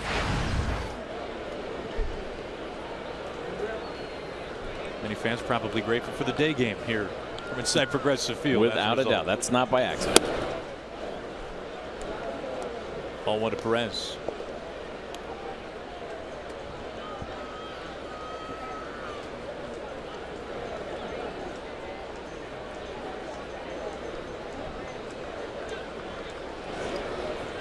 One of the narratives this year for the Indians, CJ, of course, the lack of offensive production from the catcher position. And they're on pace to have one of the worst seasons of all time in terms of the slash numbers, especially on base, and just simply batting average from catchers this year. Of course, the whole Jonathan Lucroy situation at the deadline, and Yan Gomes, who the Indians have invested long term with. You can see the numbers here. Last year, an abysmal season for the Mariners, 159. The Indians right now 184.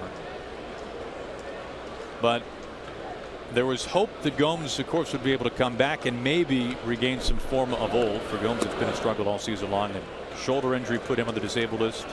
But just recently hit on the hand by a pitch in a rehab game with Double-A Akron, and Gomes is now seemingly done for the year, 6 to 8 weeks. What a discouraging kind of injury to happen while you're just trying to get healthy and come back to the big league level. And I think for Yan Gomes, probably very much looking forward to seeing the calendar turn and getting 2017 started. He has to be extremely frustrated, unfortunately for him, what has happened this year. He's somebody the Indians really believe in. You see Garner continuing to loosen up. And believe in him so much so that that whole Jonathan Lucroy situation that you brought up, they could not guarantee Jonathan Lucroy that he was going to catch next year. And ultimately that's why he turned down the deal, because he has one more year until he goes into free agency and he wanted to continue to catch. And the Indians couldn't promise that, because there was a chance when if Yan Gomes was going to be healthy that he was going to be their catcher. And I think the Indians believed he was going to be their catcher going forward. That surprised you a little bit, though. And no disrespect to Yan Gomes. He's had a season of some really good numbers for the Indians. But Lucroy has simply put one of the best catchers all around in the game. He is. It doesn't surprise me, though, because I think the Cleveland Indians might have been foolish to promise that to Jonathan Lucroy and then potentially have to backtrack. Maybin out of the warning track, has the space, and allowed out number 2. Now, we talked about it earlier. Castellanos, the hand injury, took some swings the other day, did not feel good. But for Brantley, Gomes, and Salazar, and these are big pieces for the Indians. Brantley, an all-star a couple of years ago, led all of the majors in doubles last season. And you can see the hardware that Brantley's sporting these days. Not the kind that you want, unfortunately. But again, you go back to thinking about the Indians preseason, and if you knew that that's exactly what Michael Brantley was going to look like in September, and knowing that he was going to miss pretty much all of the year, not be able to contribute very much, you would never think the Indians would be in the position that they are in right now. And then you include Yan Gomes as well, Salazar, and now potentially Carlos Carrasco. They have overcome a lot of hurdles. You mentioned Almonte earlier, Marlon Byrd issues. There's a lot of things that have happened to this team that would make you think that they would not be in the position they are today. I think that speaks a lot to their ability to overcome so much adversity that they have faced already this year. 2 outs, nobody on for Carlos Santana.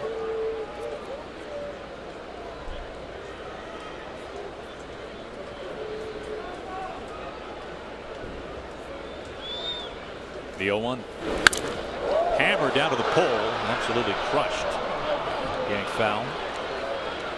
We keep talking about Justin Verlander and maybe some of the frustration that he is feeling as he's trying to get on the same page as Jared Saltalamacchia, as we watch Carlos Santana turn around an inside fastball and crush it foul. But understand this, Jared Saltalamacchia is also feeling that frustration. There's a lot of pride as a catcher that you want to make sure you're doing a good job for your pitcher.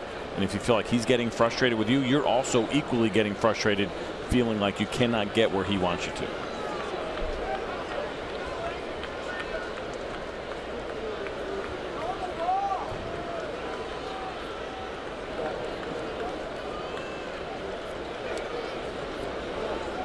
Verlander's 0-2. Strike 3 called. And with that, Verlander faces the minimum for the second straight inning.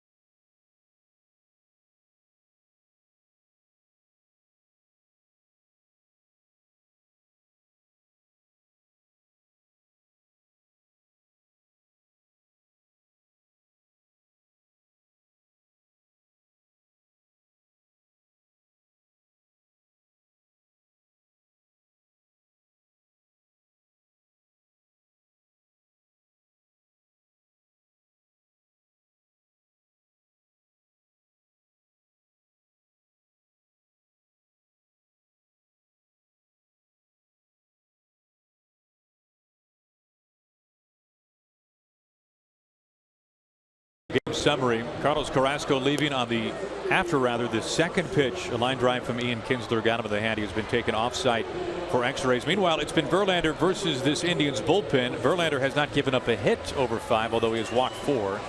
And the Indians bullpen, CJ, has been fantastic. A strange game. I mean, you sit there and watch, and it doesn't feel like, you and I are building toward, hey, we're going to call a no-hitter today. Is that going to It doesn't feel like that at all. But that is exactly where Justin Verlander has been. It's been an interesting game, but still a good one. I mean, no score here, just 3 hits combined between the two teams. And so far, Terry Francona has pushed every right button when he's using this bullpen against this tough Tigers lineup. Strike 1 to Iglesias.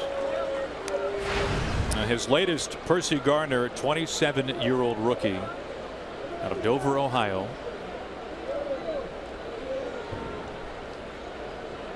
Made his major league debut on the final day of August.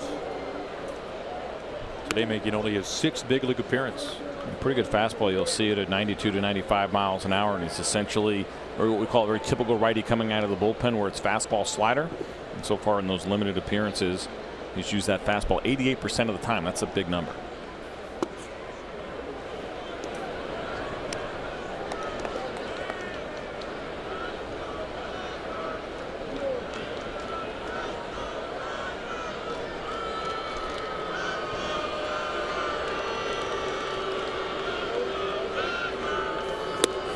Iglesias gets ahead 3-1.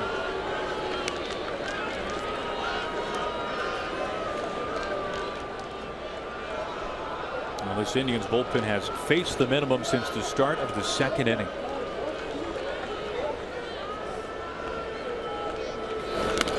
Inside, got a piece of him.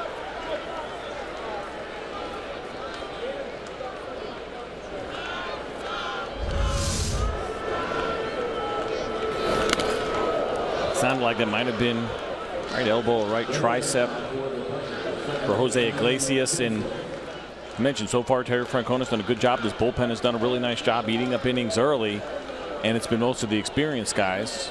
Now you get to Gardner. You mentioned just a 6th game right now, pitching at the big league level. Maybe a little bit of nerves right now. A 0-0 game in the 6th inning. Now facing Ian Kinsler.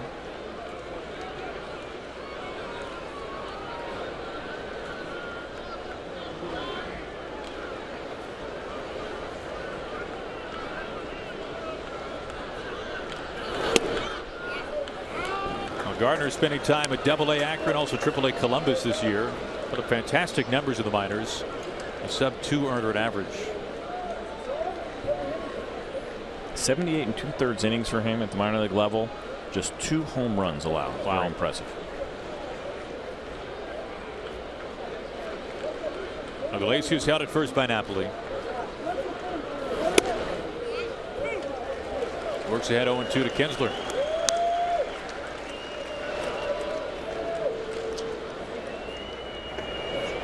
Joe Colon once again warming up.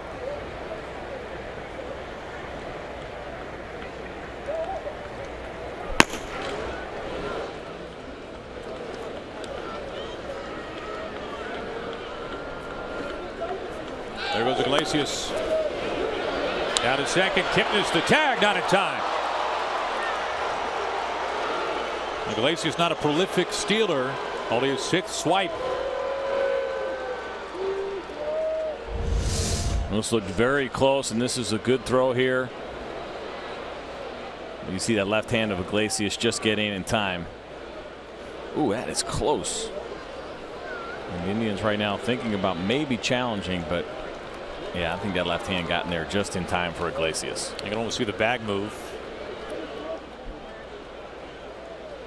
And they will challenge this. If it stands, it'll be Iglesias' first steal since mid-June. Interesting here, the process and making that decision to challenge this right now. Obviously, 0-0 game, it's pretty important. Runner in scoring position with nobody out against a rookie pitcher. But I don't know if there was enough there, at least based on what we have seen so far, that there's enough to have this thing turned over. If it stands, the Tigers would have a runner in scoring position for the first time since the 1st inning, when Cabrera was stranded after a double. Full speed without a doubt. It certainly looks like Jose Iglesias got in there a little bit slower. You see this here, trying to figure out whether or not that glove got. I don't think so. I'm really surprised the Indians have decided to use a challenge here.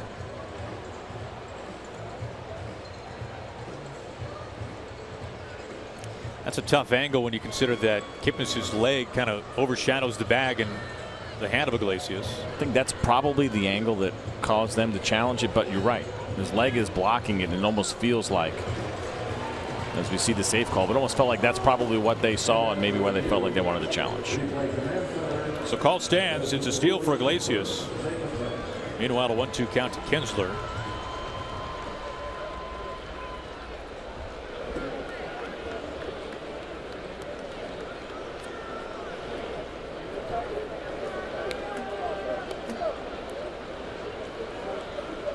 Garner, the 6th pitcher that Terry Francona has have to use today.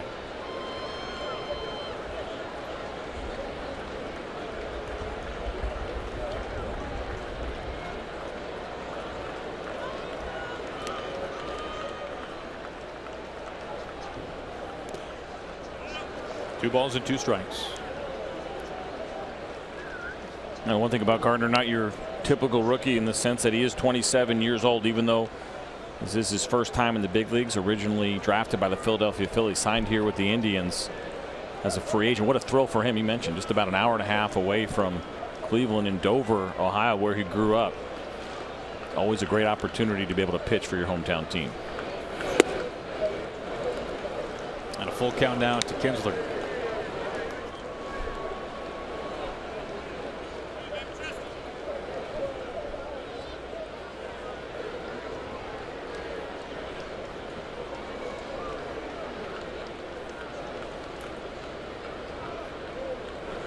Full count to Kinsler. Go ahead run Iglesias at second base. Weak ground ball. Lindor fields it cleanly. Round number 1, and the Tigers have the go ahead run now 90 feet from home.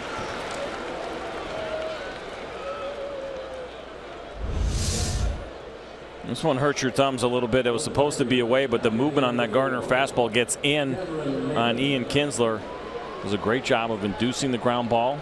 Kinsler will take moving the runner up, but at that point, man on second, nobody out, rookie pitcher, you'll take the out when you can get it. First time the Tigers have had a man at third base today. Maybe not known for being a run producer. 38 RBIs on the season, but for a high average this year and doing well with runners in scoring position on the season, batting over 400.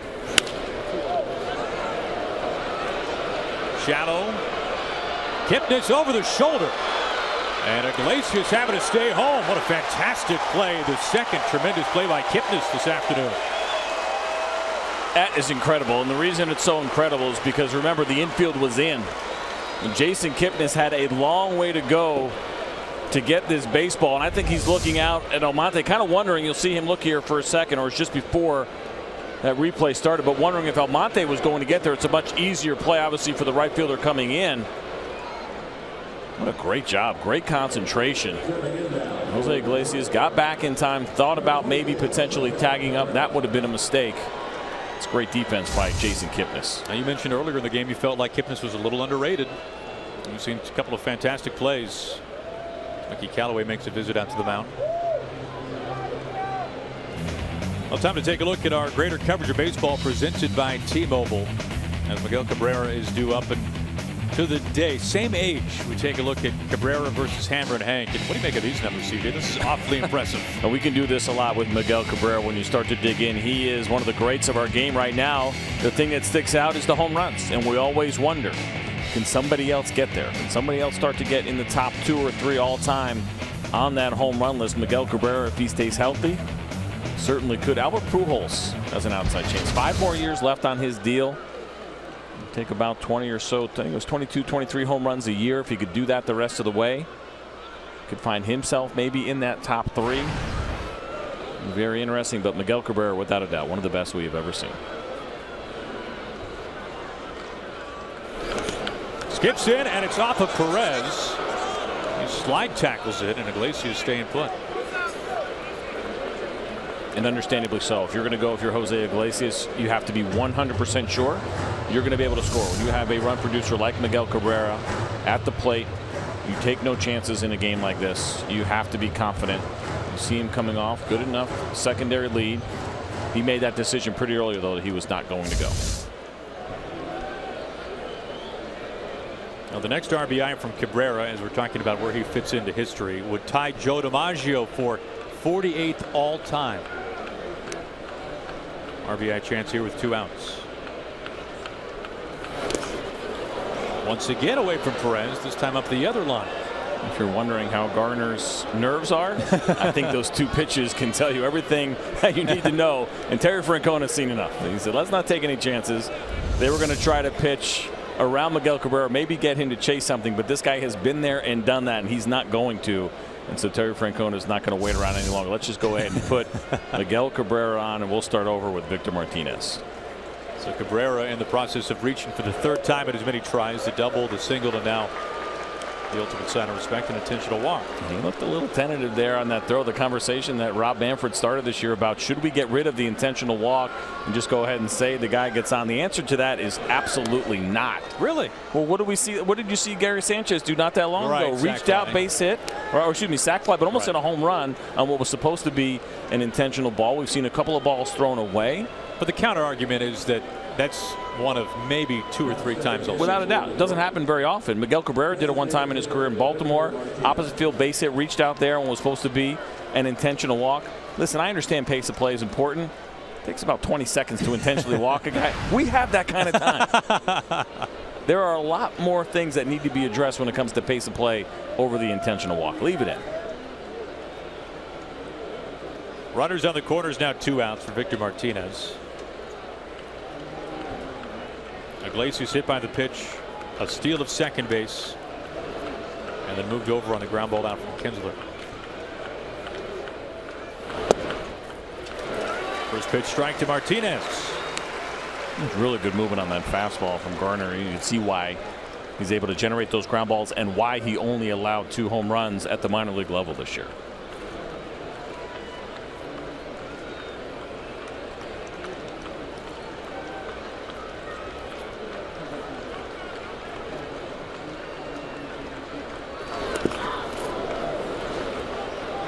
For Victor Martinez, he has not been quite the run producer as of late that we normally think of him.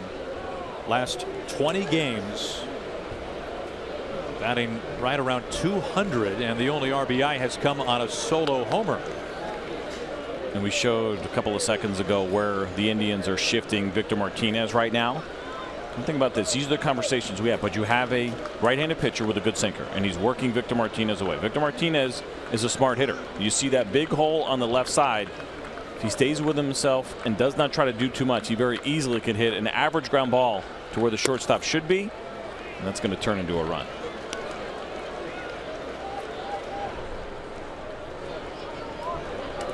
Of course, Martinez, the longtime Indian, traded at the deadline back in 2009 to the Red Sox. When Justin Masterson and company came over to Cleveland.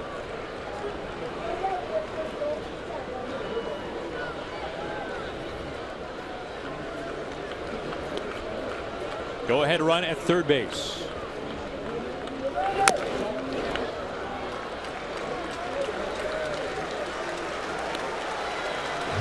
This is a really good sinker. We talk about how good of a hitter Victor Martinez is, but to see him try to pull that fastball right there tells you that the movement is a little bit late and he's not quite seeing it that well. Watch this here. See him come around, try to pull that ball.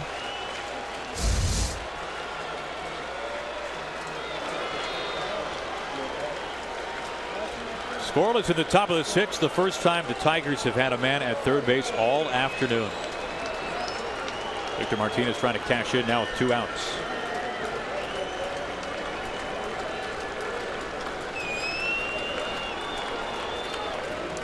The 2-2. Got him swinging.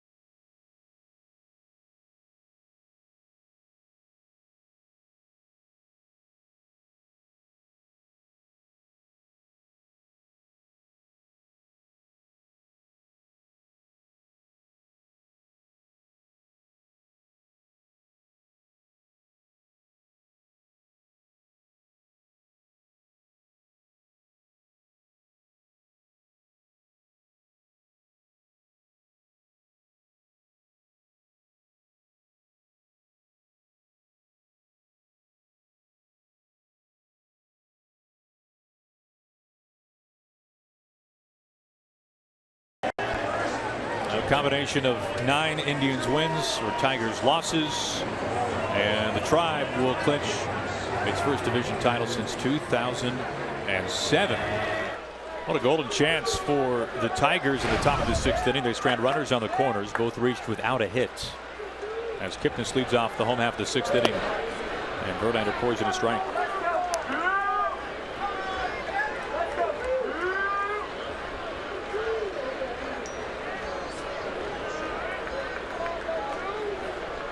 Kipnis 0 for 2, a fly ball out to the warning track his last time up. You see Justin Verlander continue to go in there with the cutter and the slider in the same way that he struck out Jason Kipnis earlier in the game, and it seems to be kind of the scouting report. Make him aware in kind of pitching 101, and you open up the outside of part of the plate when you need it.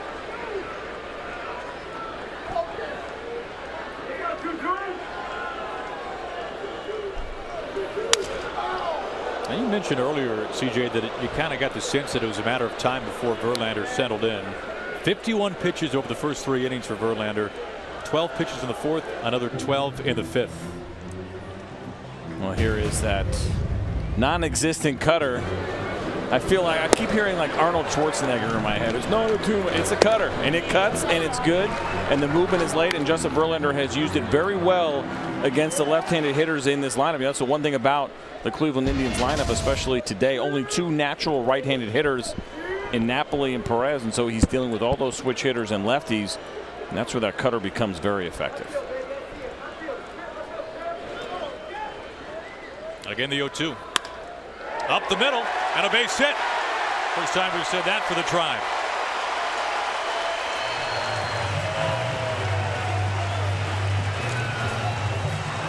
And Justin Verlander is going to be kicking himself here a little bit, trying to go in more belt high. Instead, it's a fastball over the middle of the plate and up. And Jason Kipnis, with the much shorter swing with 2 strikes, does a nice job keeping this ball in the middle of the baseball field.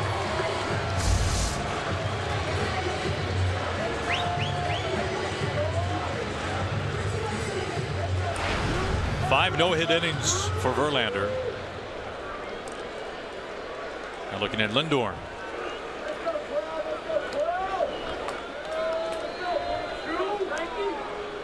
Pretty remarkable that we've had only 1 no-hitter in the majors this year. You look at last year's 7, the year before that 8. Arrieta's against the Reds. That's been it. Right to Iglesias. Getting this back in plenty of time. Well, I think part of the lack of no-hitters and perfect games that we've seen this year have everything to do with guys getting taken out while they have no-hitters going. It has been the trend. Perfect game. A perfect game. Poor Rich Hill, 7 perfect innings, has to come out after 89 pitches because of the blister history, and then Ross Stripling earlier. For the Los Angeles Dodgers, 7 2/3 has to come out because of a pitch count. It's a little bit different in 2016. Now, your whole life has been pitching, CJ. Have you ever heard of, forgive me if the term isn't exactly spot on, but heat signs for Rich Hill with that blister?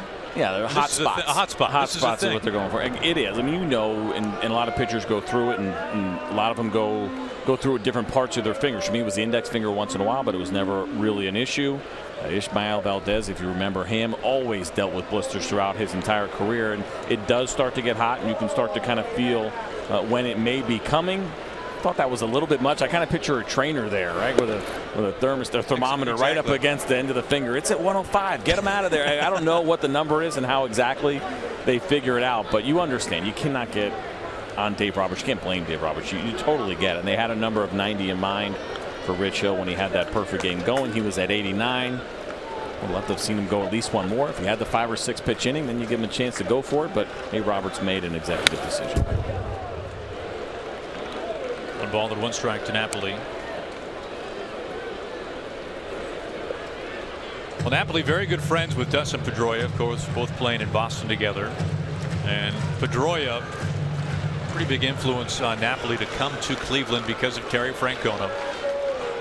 Francona and Napoli having multiple conversations over the winter about whether or not Napoli would come here to Cleveland. He's a free agent at the end of the season. The boys this year helped to stock out. 1 year, $7 million. You're not going to do any better than what you've gotten out of Mike Napoli so far. And you see the hit zone there, not surprising, down the middle. And also middle down, which maybe surprises you a little bit, is where he is up and in at 277. That is not an easy spot for a lot of power hitters to get to. Mike Napoli has meant a ton to this Cleveland Indians team this year.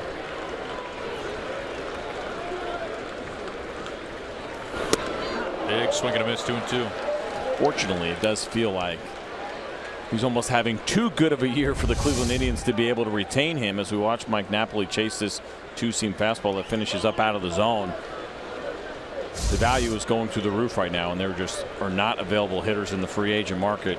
Mike Napoli is going to do very well, and I don't think it's going to happen here in Cleveland. And it's been a career year in a number of ways for Napoli this season.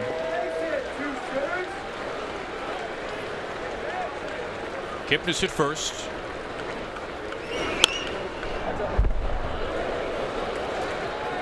The rare changeup from Justin Verlander, and that's what happens when you're facing that kind of hitter. He uses that changeup just 9% of the time. You see the grip right there, and he hasn't had a lot of success. The batting average against that changeup this year for Justin Verlander, the highest of any of his pitches at 295.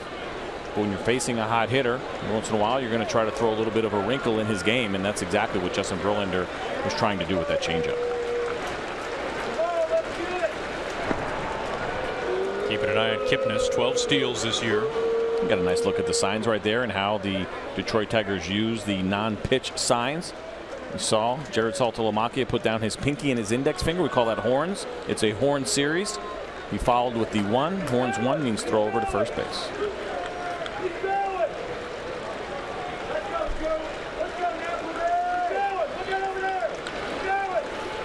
Can't miss those fingernails.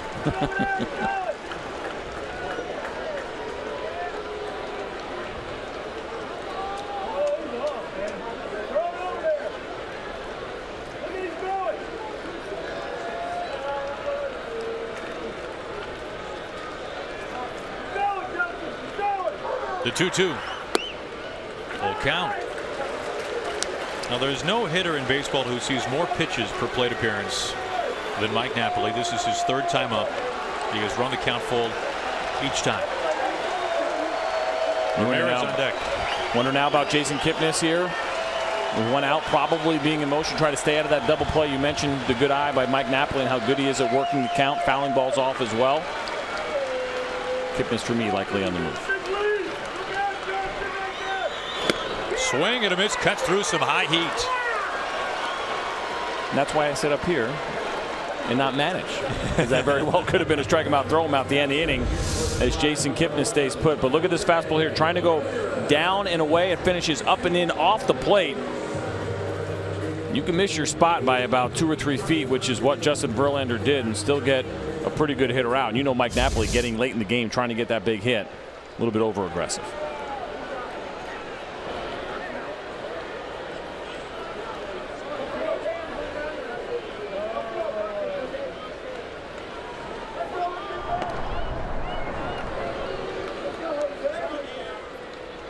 Now, CJ, last year, especially in the second half, we saw Verlander regain the form Verlander of old after a bit of a dip. People were wondering the innings, the pitches, are they finally catching up to a guy who was at one point one of the game's best, Cy Young Award winner, MVP as well.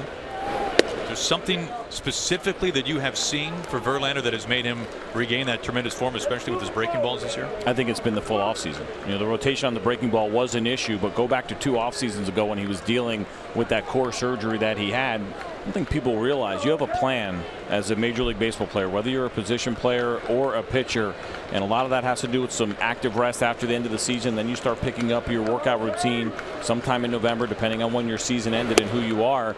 And when that gets disrupted, your entire season then becomes in jeopardy. I think that's what we saw with Justin Verlander. All of that got pushed back, and a lot of that got disrupted for him, and he has the full off season this past year, and it's not surprising to see him back to full strength right now and seeing the really good spin rate and rotation on his breaking balls. I think it had everything to do with the core issues that he was dealing with, and then ultimately that core surgery.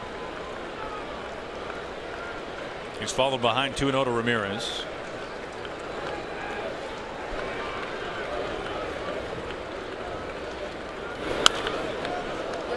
We talk about the breaking pitches for Verlander. Opponents have combined to hit 166 off his slider and his curveball. They have been untouchable at times this year. I mentioned it earlier, but part of what makes them work so well, yes, the spin is really good, but also the fact that the velocity is still there, and you have to try to defend against both. And because he can still show us 95, 96, 97, those breaking balls become much more difficult to square up. Barely gets a piece of 94, 2-2. And add to the fact that he likes to pitch up in the zone. A lot of good strikeout pitchers, when they can elevate their fastball and do it successfully, it also makes those breaking pitches much more effective. Facing Ramirez, who has been one of the best hitters since the break, batting nearly .330.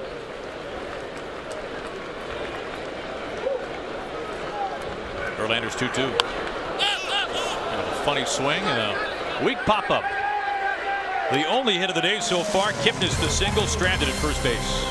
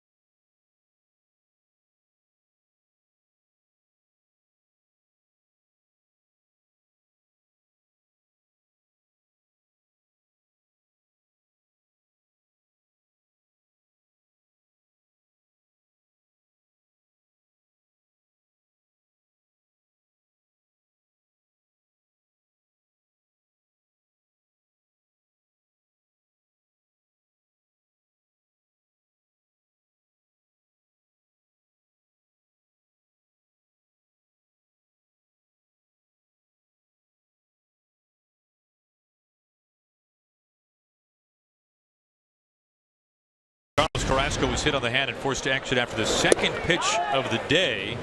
And this bullpen has just hung zeros all day long, CJ. Absolutely credit these guys, because this is really the last thing that you're expecting when you lose your starter just after 2 pitches, and all of a sudden now your team is going to need you to eat up at least 9 innings. It completely changes the game plan for the day.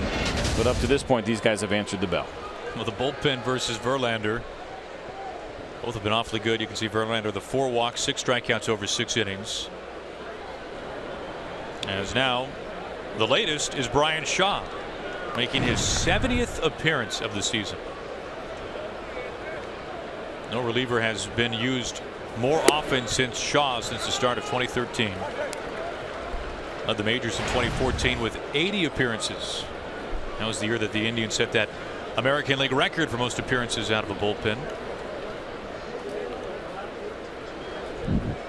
Facing JD Martinez to begin the top of the 7th.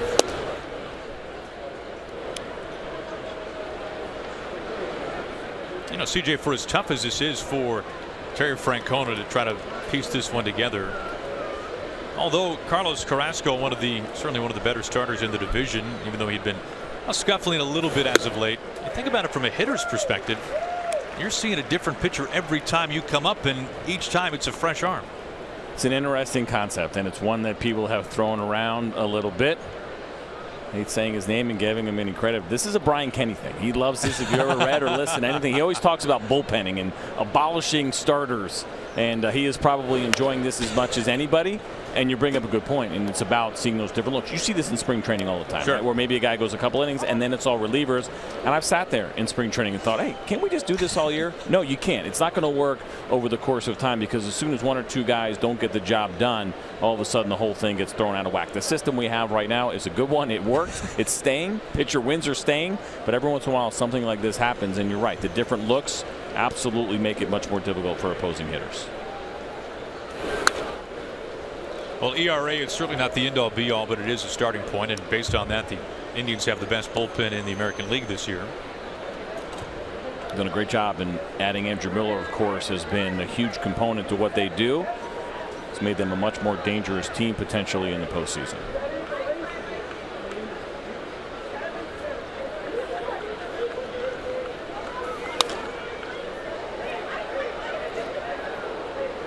Martinez fouled it off his third pitch with 2 strikes.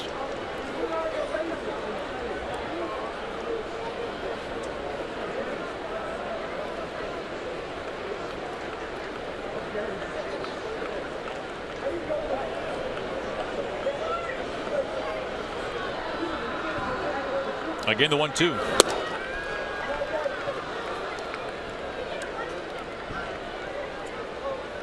Shaw, part of the 3-team trade with the Reds, the Diamondbacks back in the winter of 2012. That also brought over Trevor Bauer.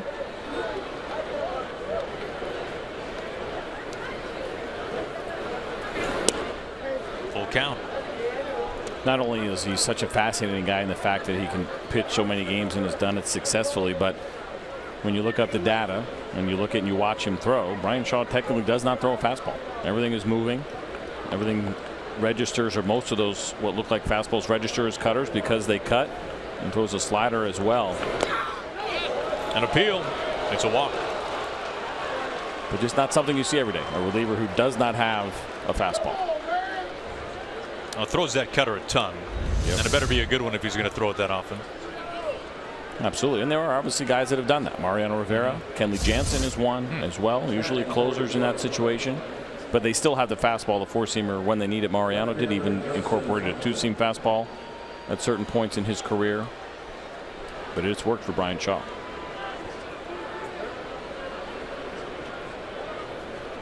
Now the second walk from the bullpen today for the Indians, but keep in mind the other one was an intentional walk. That was to Cabrera back in the 6th inning. Go ahead run at first base. It brings in Upton, who homered twice last night in game 1 of this series, a game that was won by the Indians.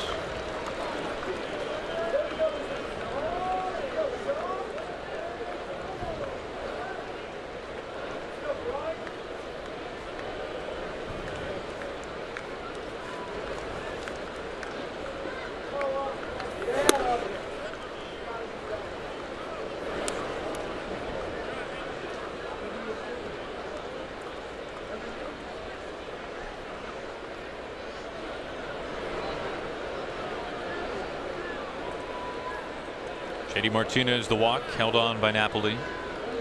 We are scoreless here in the top of the 7th. And to center, Naquin coming in a few strides. 1 out.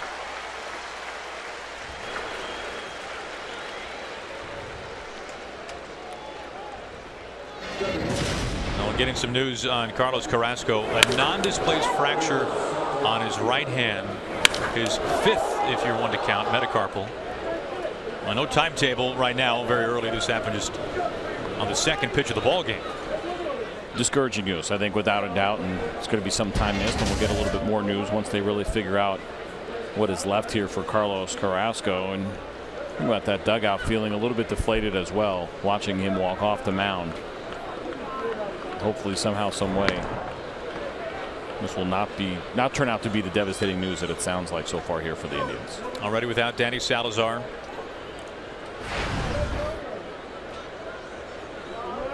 You could tell by his face when he was being looked at up on the mound that it did not look good.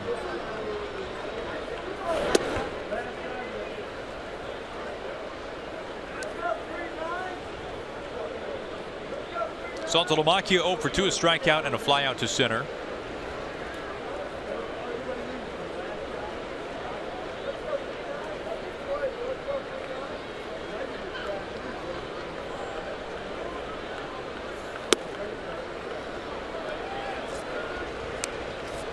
Shaw has been fantastic, especially since about the midway point in July. Just 2 earned runs in his last 25 outings. Really the only month that he scuffled was back in April. But since then he has been almost completely dominant. 2-1. Well, the most popular way to follow the September pennant races and the postseason is with MLB.com At Bat, the #1 app for live baseball. Enjoy game day, live game video highlights, StatCast news, and more. You can get MLB.com At Bat on your favorite device now.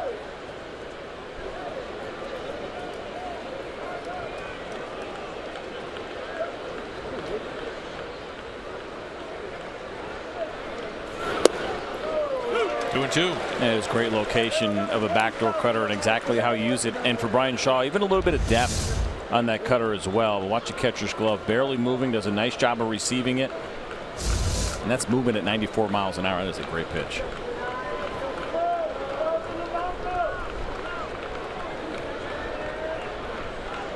JD Martinez at first base.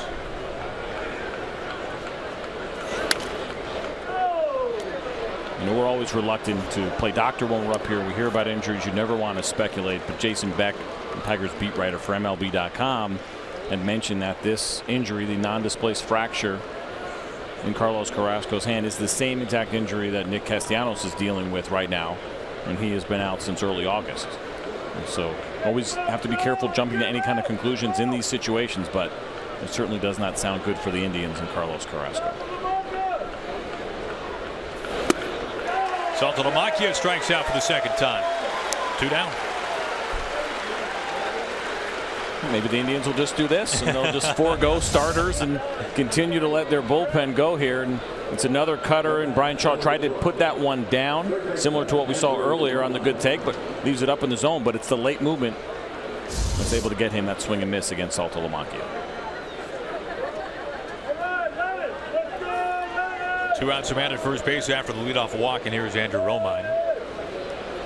Verlander just 1 hit over the first 6 innings that he's worked.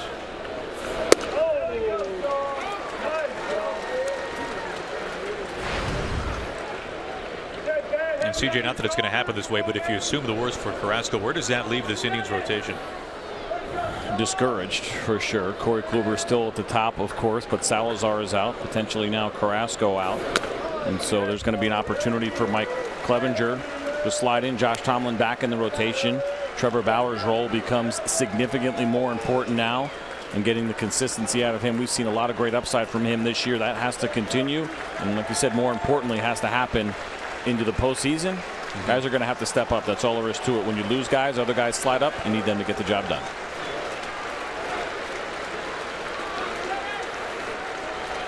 Shaw's 0-2. Cuts right through it.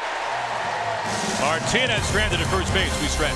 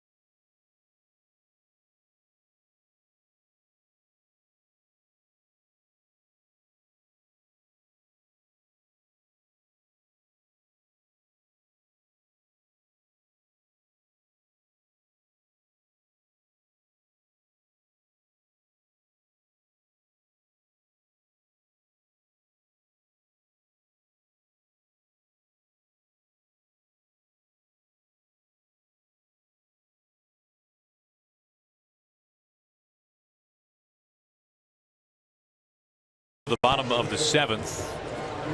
Just one hit over 6 scoreless. Now at 92 pitches, 4 walks, 6 strikeouts.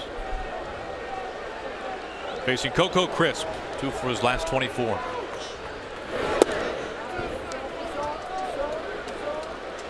Coco now 36 years old in his 15th big league season.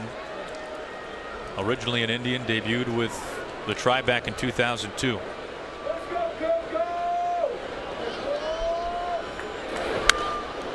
One and one. Another changeup.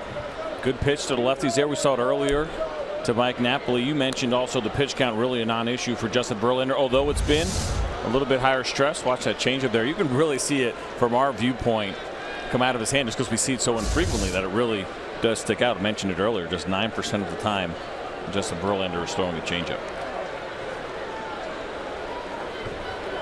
Scoreless as we begin the bottom of the 7th inning. On a line to right field, JD Martinez. And there is out number 1. Well, glad you could join us here from Progressive Field. Aaron Goldsmith alongside CJ Nikowski here inside the broadcast booth. And CJ, this has been about as bizarre of a game as you could ask for. Strange game watching first Justin Verlander, of course, the walks, but doing a great job allowing just the 1 hit. But on the Indian side, Carlos Carrasco, their number 2 starter, leaving after 2 pitches. And now the diagnosis comes in. It's going to be broken. I'm going to say it wrong. What does it say here? Non-displaced fracture. You don't have that memorized? What is that? Fifth what? Metacarpal. Metacarpal. I should have you do that part. That's your job. But anyway, this is a significant injury. The same exact injury that the Tigers' Nick Castellanos is dealing with. He has been out since August. That is significant. This could be a problem here. But the game right now is certainly a strange one, but it's been a good one. Strike 1 to Tyler Naquin. Naquin has seen nothing but fastballs in his first 2 at-bats. Struck out twice. And there's no reason to believe that that should change based on the swings that we've seen from Tyler Naquin. And they're going to stay up in the zone as well. And we showed it earlier. He has struggled on pitches up in the zone. And the bat just looks a little bit tardy against the Justin Verlander fastball.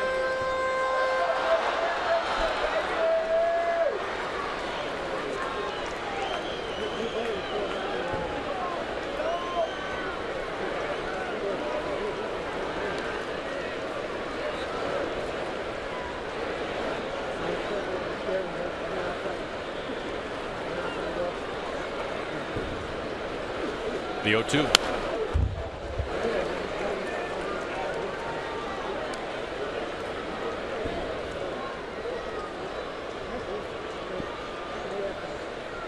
Naquin providing the Indians with one of the most electrifying moments of what has been a fantastic season. The walk-off inside the park home run against the Blue Jays not all that long ago.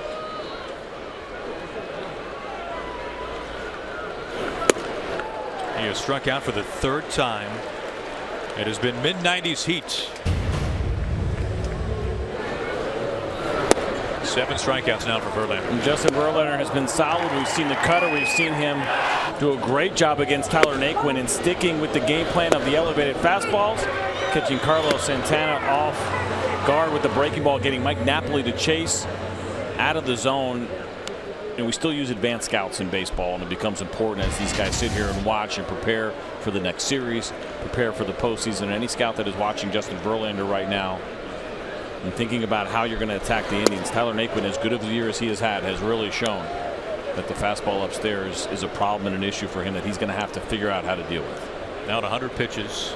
By the way, 13 pitches to Naquin, all fastballs.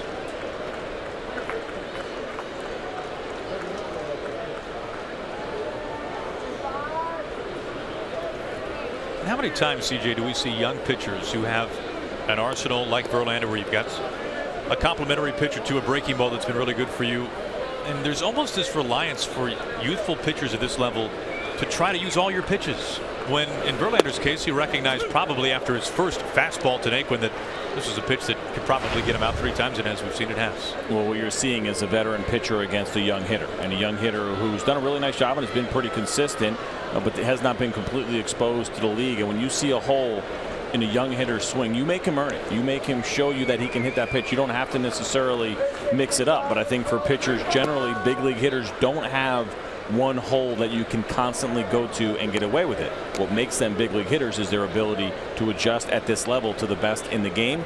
Tyler Naquin, at least so far today, has not been able to do that against Justin Verlander. That will be his biggest challenge going forward for a guy who is absolutely right now in the conversation for American League Rookie of the Year. And former first-round draft pick out of A&M, taking 3 spots ahead of Corey Seager, 4 spots ahead of his college teammate Michael Wacha.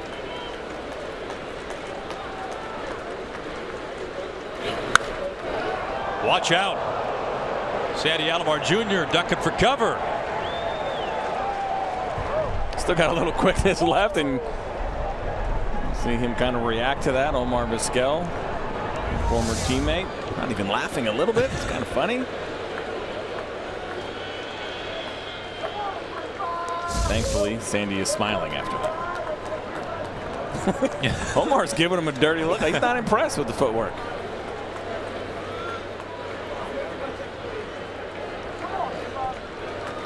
Two outs, nobody on, and the 1-2. He moves it up to Almonte. Think about those teams when Omar Vizquel was there, Sandy Alomar Jr., the lineups that the Indians were able to throw out for so long. A really nice run that they went on when Manny was here, Albert Bell, Jim Thome, Roberto Alomar, Kenny Lofton. That's some glory days. Not fun rolling through here, I can tell you, as an opposing pitcher. Now the 2-2. In a very Verlander fashion, at 105 pitches, still has plenty of gas left in the tank. 95 miles an hour on that last pitch. 121 pitches, the season high for Justin Verlander. So you mentioned absolutely a lot left. Career high of 133 back in 2011 in the League Championship Series. I mentioned it earlier. He is one of the few really rare horses that we have left that you can let go. You have the confidence of him taking you deep in the game, even with a high pitch count.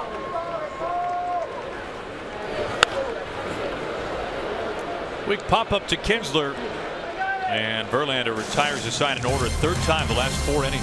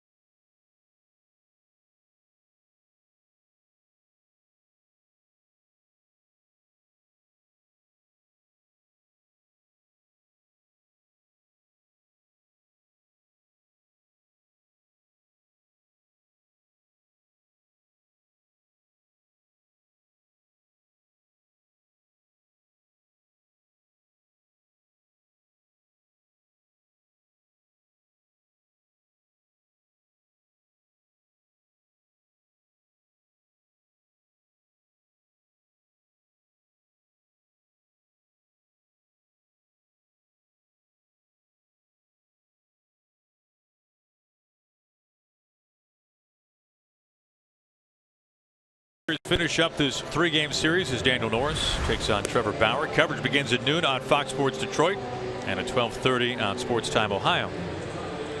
Brad Ausmus tinkering with his rotation. Had Fulmer pitch last night in Game 1. And of course, Verlander here tonight, Norris tomorrow. So that tells you how big this series is for the Tigers. The division is technically not impossible. It is not an impossibility, but realistically, the wild card is certainly where the Tigers are looking. And they are 3 games out, tied with Seattle from the 2nd wild card. As now Cody Allen takes over. He will work the 8th. You see the numbers there for Cody Allen and how good and important he has been. That opponent average against, very impressive at 185. Facing Iglesias.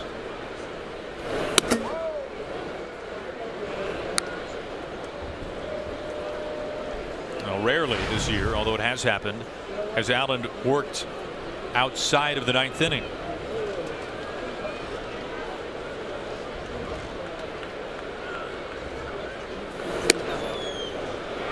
One and one. Verlander is done. Alex Wilson beginning to stir for Brett Ausmus. Boy, it tells you something about Verlander. Over 50 pitches to get the first 9 outs of the ball game and then really settled in. That's what a good veteran pitcher will do for you. Does not get rattled by the struggles early. Figures out a way to make those adjustments. He's been through it a bunch in his career. I mentioned those 4 walks. They tie a season high for him, but he does not let that discourage him. Does a really good job against a good lineup. Mentioned it earlier, only 2 natural righties. That's not an easy thing to do for Justin Verlander, even though the splits are strong. He did a very nice job today. Allen ahead of Iglesias is 1-2. Count stays put.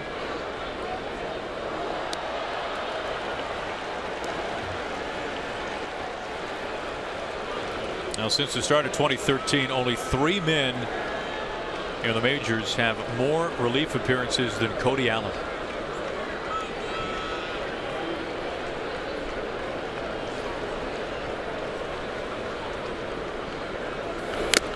Iglesias just gets a piece right back to the glove of Perez, and a nice start for Allen to strike out to begin the top of the 8th. See the frustration there from Iglesias. These are so difficult to lay off of for a hitter because that pitch looks so good. That high fastball is difficult to get to, and he was unable to catch up.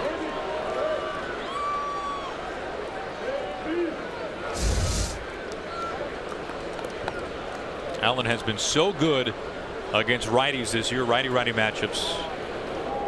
Iglesias one here is another in Kinsler. Right-handers hitting barely 150 against him. That's been a marked improvement for Allen this season.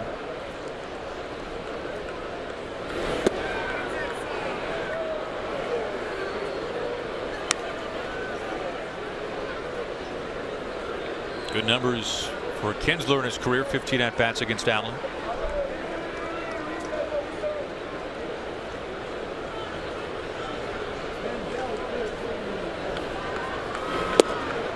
CJ, curious your thoughts on this. If I had a team in the major leagues, the all unheralded team, I think Ian Kinsler might be leading the charge on that. He's always been in big lineups. You go back to his days in Texas, of course. Now in Detroit, there are bigger bats in the lineup than Ian Kinsler. But I'll tell you what, each year, year in and year out, Kinsler just puts up some of the most consistent numbers in the American League. I think it's absolutely a fair assessment. You see him this year, well, excuse me, career, and what he has done, up over 200 home runs, approaching 1,700 hits. And I think the reason that you brought to light is exactly why. When you're around such big names like he has been in both Detroit and Texas, sometimes you get lost in the shuffle. But I can tell you this, his teammates certainly appreciate what he has done over the years. The fans that he has played for in both Texas and Detroit appreciate what he does. There's a lot of great second basemen. There's 2 of them in this game today. Think about the second baseman just in this division alone.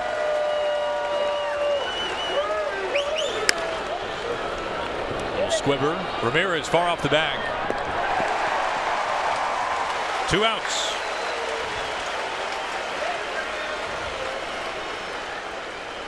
Now, for those of you tuning in for the UFC Fight Night pre-fight show, we'll get you there immediately at the conclusion of our game. In the meantime, the broadcast is streaming live on FS Go.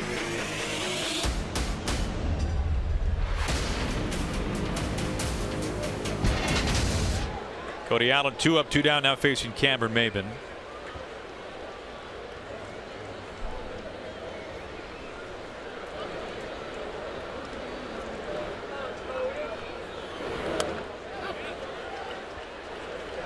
Goes around.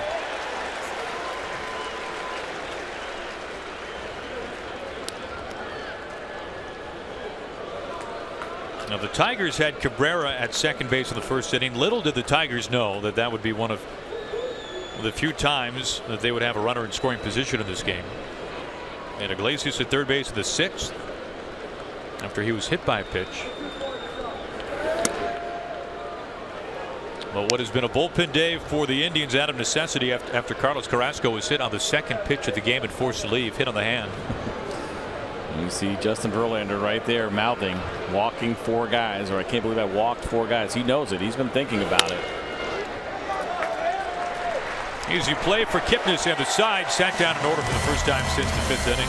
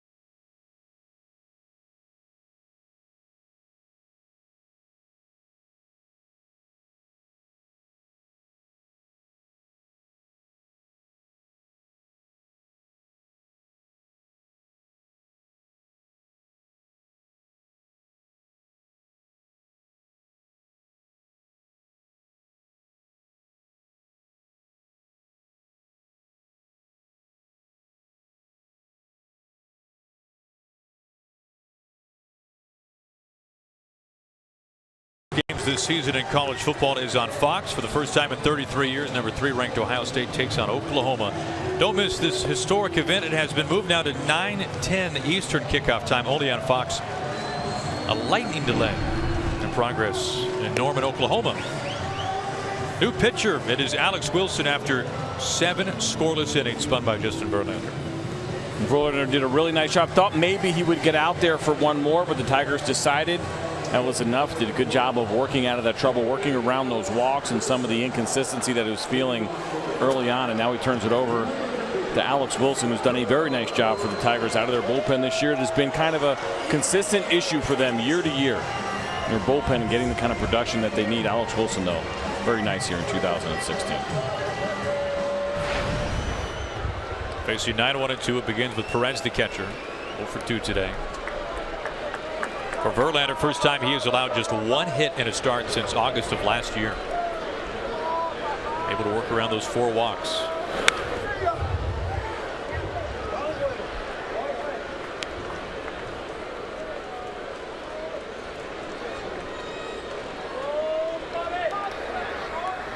Rondon and Hardy getting loose.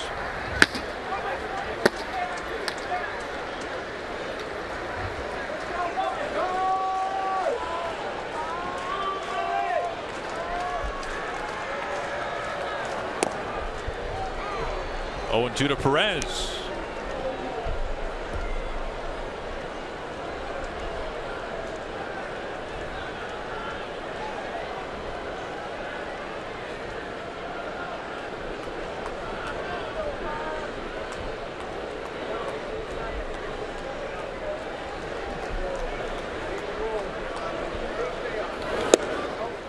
Good look at the signs there.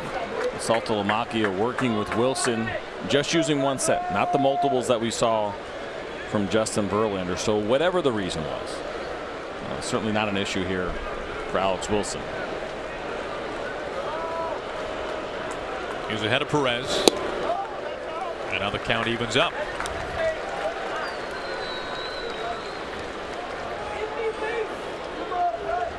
Now Verlander, another quality start. had a string of 11 consecutive quality starts before his last time out, won just 5 innings versus Baltimore. That was the longest string of quality starts in Verlander's career. They started a new one tonight.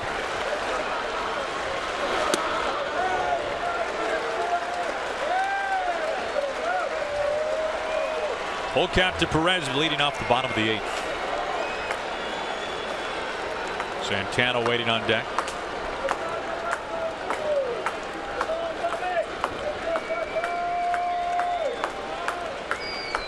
The 3-2. Perez strikes out to begin the bottom of the 8th. I think Alex Wilson caught a little bit of a break there after getting ahead 0-2 and going to 3-2. This pitch is a ball. Perez probably sitting fastball, thinking number 9 hitter, sub 200 batting average, probably going to get a fastball in that count, sitting dead red. Not the case. He got a slider below the zone, and he went fishing.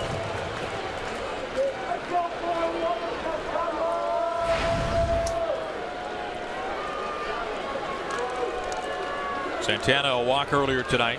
Only time he's been on base.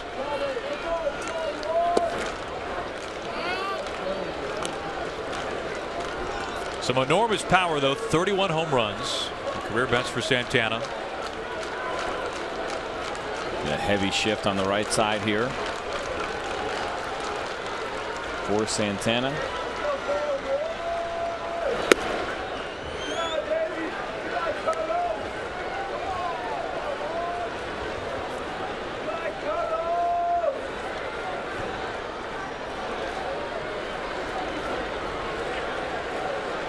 Indians have won 12 of 13 this year against the Tigers.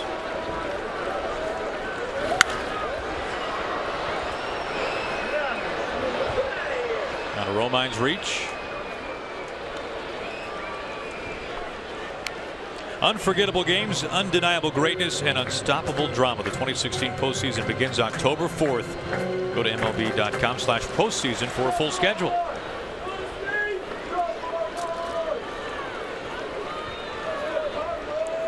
Cabrera and the Tigers just have not been able to figure out the riddle that has been the Indians here in 2016.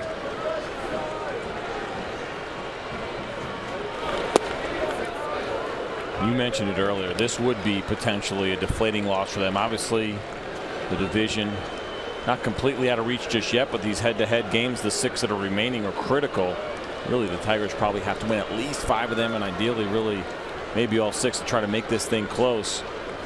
And you have a situation where the bullpen is throwing the entire game, and you feel like against this Tigers offense, it would be an advantage, but it has not been so far here through 8 innings.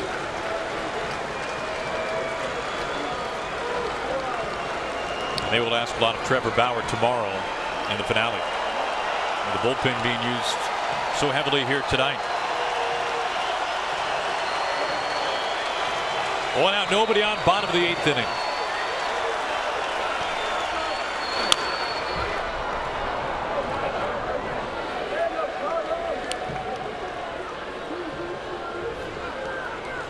Eric Aybar got the start last night. Shortstop for the Tigers. A 3-2 count, another pitch below the zone. Too close for Carlos Santana. Not going to let that one go by in a full count.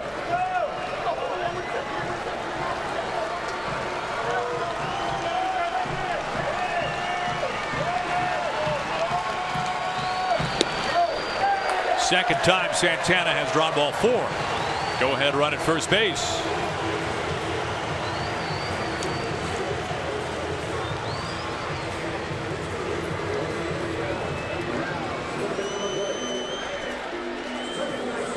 That brings in Jason Kipnis. Kind of an interesting hot and cold zone when you think about how we look at typical lefties. We always say down and in is a strength for them. Not necessarily the case for Jason Kipnis. In belt high, he's been very good at 340. One of the best part of the zones that he has hit in. But down and in, up and in, and down and away have been big holes for him.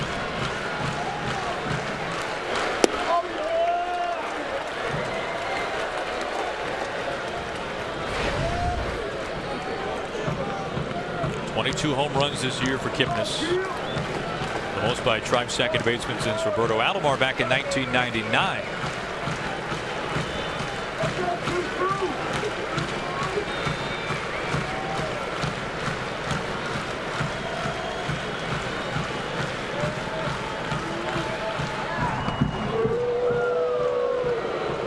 But that also tells you, just by looking at that hot and cold zone, it also tells you what kind of hitter Jason Kipnis is. He's not dead pull, as we see him against Alex Wilson, 4 for 7 this year. The Tiger defense right now playing him straight up because he uses all fields very well. A handful of doubles and has driven the ball pretty well to left field this year.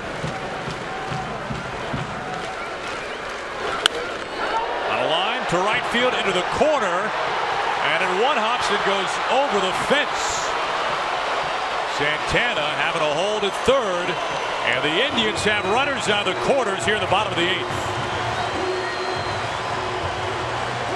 We just saw the 4 for 7 career. Now make that 5 for 8 for Jason Kipnis against Alex Wilson, as we see this pitch here trying to go in. We mentioned it. The one area in where he has been good has been about belt high, and that's exactly where this pitch was. 420 batting average against, or excuse me, batting average. A really nice job pulling that ball down the right field line.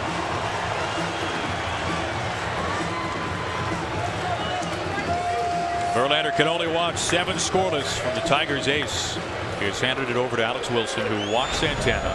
Santana now stands at third. Kipnis at second for Lindor.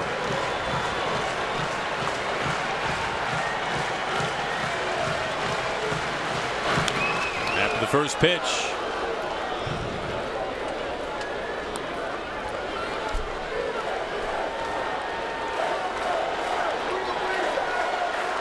And usually with switch hitters like Lindor, you're looking at potentially stronger one way or the other, but not necessarily the case. Against lefties, 301 this year. Against righties, even better at 319 coming into this game.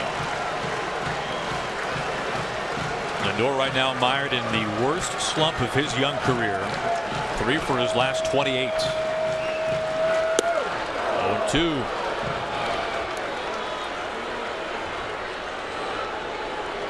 And as good as he has been, 313 coming into today, 248 with runners in scoring position. And as mature as he has been, and as much as we have seen, a little bit of anxiety as you see him chasing that pitch out of the zone, especially because he is in that slump that you mentioned.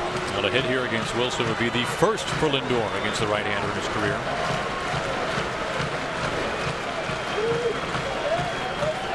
A golden chance for the Tribe here in the bottom of the 8th inning.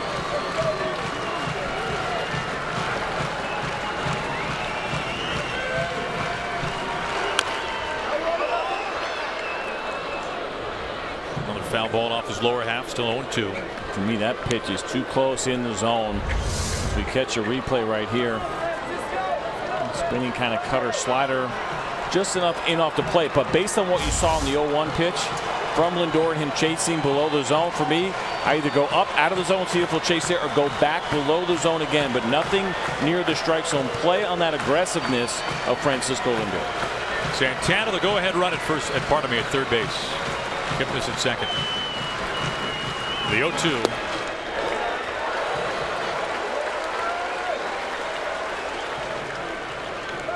Now, like that pitch, a lot better 0-2 than the one before that. Now it becomes about the different options here. Want to throw that slider inside, back foot, go for the strikeout, elevate the fastball up in. There's another place that you can go here. But still way ahead in the count. Infield is in. 2 outs. That's a really nice sequence right there. After the fastball down and away, come back with the slider cutter at 88 miles an hour. Look at the location. Saltalamacchia set in off the plate. Did not want this pitch to be a strike. That's the right play when you're going against a young, aggressive hitter who's in a little bit of that slump right now.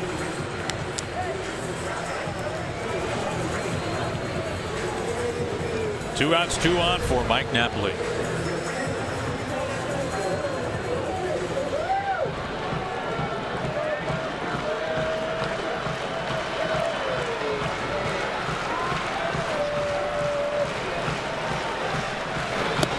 Ball 1.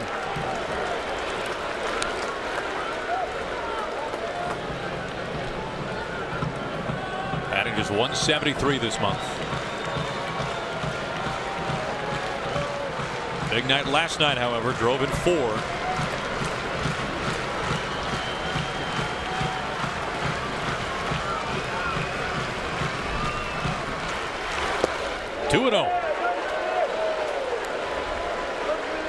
Whenever you start a series, you sit down with your coaches, the entire pitching staff. So watch Jared Saltalamacchia make a really nice backhanded pick right here. But you sit down and you go through the lineup and you identify hitters that are hot, what they're doing, what's going well, and you also identify guys that you're not going to let beat you late in the game. This is that situation right now. You have a couple of runners in scoring position. Mike Napoli was very good last night. He has been huge for this team all year, although the runners in scoring position number has not been that high. You make a decision, especially now 2-0. You go after him, or you're going to go after Jose Ramirez on deck. But for me, Mike Napoli's the one I'm with.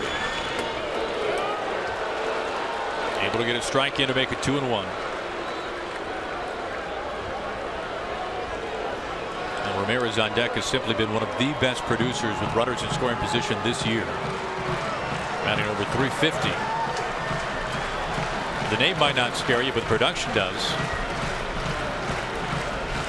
John Adams doing his usual thing.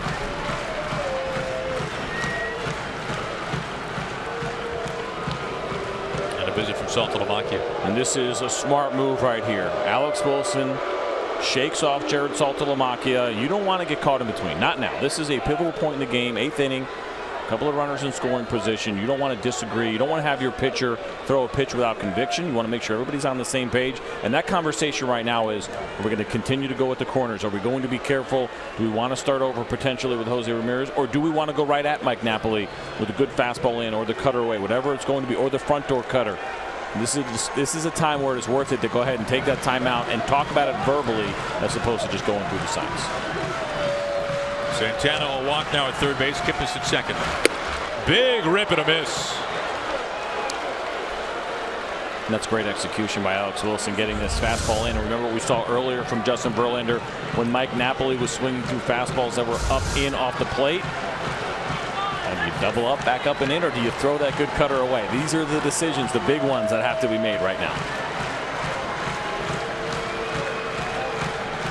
2 outs, 2 on, 2 balls, and 2 strikes. Strike 3 called. He freezes them.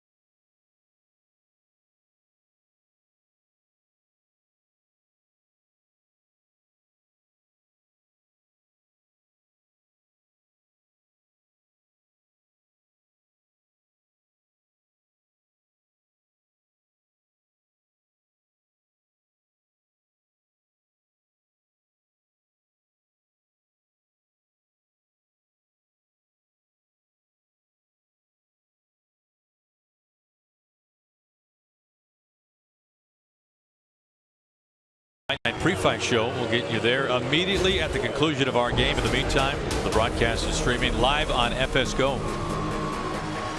Now, nobody can bring a run across home plate of this, but we are scoreless to begin the top of the 9th inning. And one of the most deadly lefties in the game, Andrew Miller, is taken over up on the mound for the Indians.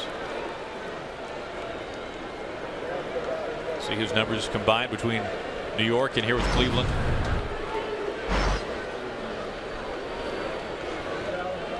Facing the heart of the order for the Tigers. Strike one to Miguel Cabrera.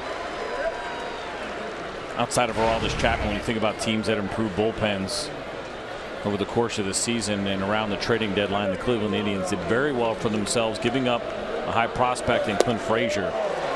But knowing that they're in a position not only this year but for the next couple of years, and Andrew Miller is under control for 2 more after this year, they have brought in one of the best arms that this game has to offer right now when you look at bullpens.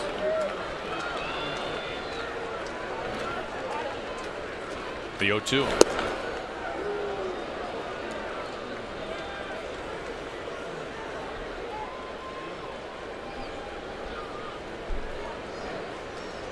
Justice Sheffield, a lefty, the other man going over in the deal to the Yankees for Miller.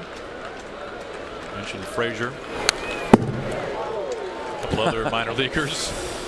Miguel Cabrera is so much fun, and he shakes his head. Yes, he fouls that ball straight back. Andrew Miller trying to go in, overthrows it, leaves it up over the plate. Give him a little head nod there. Do that again, miss that again. Now I'll tell you, Manny Ramirez was fantastic at that, and he would set lesser pitchers up to throw a breaking ball there, and he'd be waiting for it, making you think that, oh, just missed that fastball, give me another one. And a younger pitcher think, okay, well, I better go breaking ball. And you see a little bit of a slider there. Miguel Cabrera knows how to have fun in big situations. A little head nod. It's nice to have that kind of talent, be that confident, and be that comfortable. And it's easy to have fun when you're blazing a path to Cooperstown. Without a doubt. But like I said, sometimes those antics, there's a purpose behind them. It's to try to get in a pitcher's head a little bit, make him think about pitch selection, and maybe get him to go away from his strength. Miller's 2-2. A full count.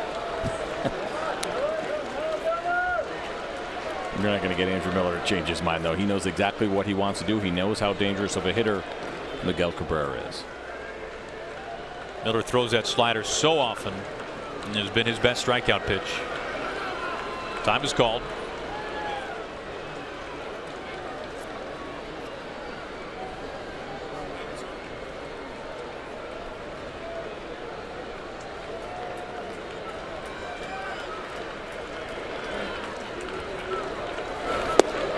Gets Cabrera.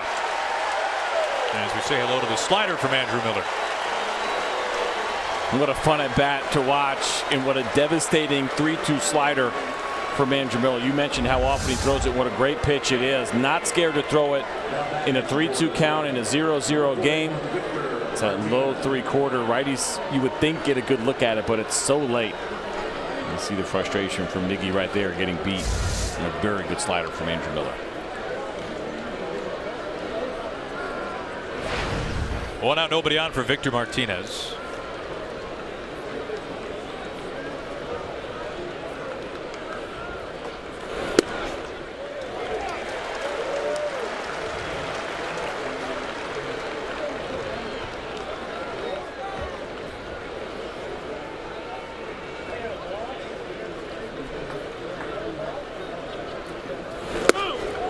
It was just the other night that maybe we were saying for the first time that the Yankees really missed having Miller when Betances gave up the walk-off 3-run homer at Fenway Park to Hanley Ramirez. The Yankees have surprised really even themselves as far as how close they have gotten at a potential postseason spot, and I don't think they would have done things any differently, but without a doubt they certainly miss having Andrew Miller and Aroldis Chapman. And pretty incredible when your third guy on the bench in the bullpen is Dellin Betances. Miller ahead 1-2 to Victor Martinez after a strikeout to Cabrera. Scoreless here in the 9th inning. Watch out.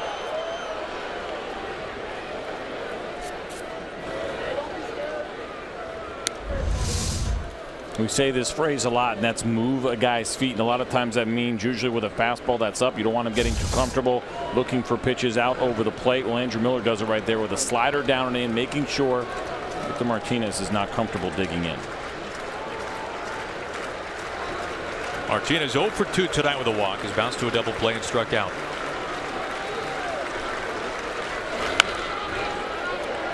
Far off the bag, Napoli. Miller coasting to first, 2 outs.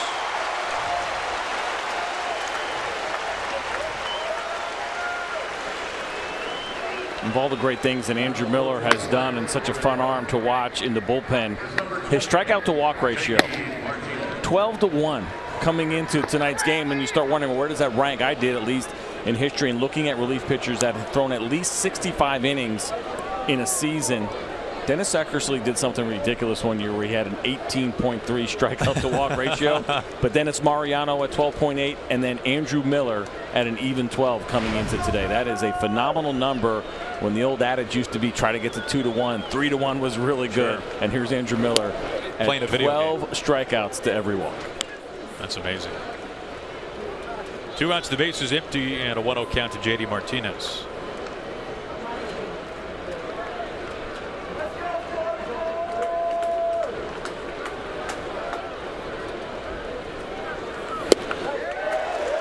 Cuts through some heat at 95.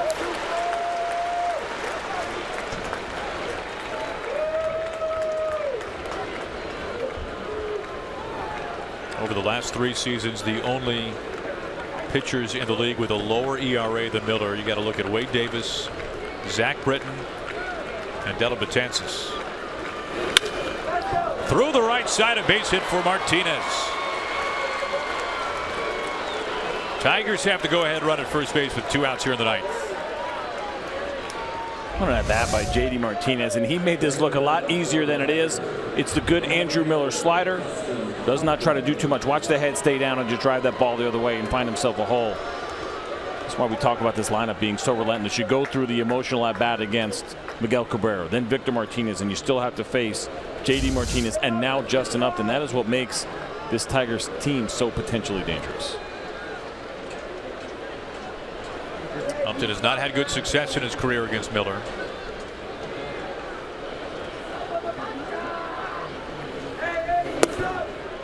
Ball 1. I mentioned that ridiculous season that Dennis Eckersley had. It was back in 1990. He was 35 years old at the time. He only walked 3 guys. He had 4 walks total. 1 was intentional. 3 walks for him in 73 in the 3rd innings. That's amazing. Justin Verlander walked 4 tonight. 1-1. Upton 1 for 11. That 1 hit, though, did some damage. I bet you if you ask Andrew Miller what pitch it was, he will tell you exactly what it was. These are the things that you remember, not the 10 other times that you got him out, but the 1 time that he hit the home run.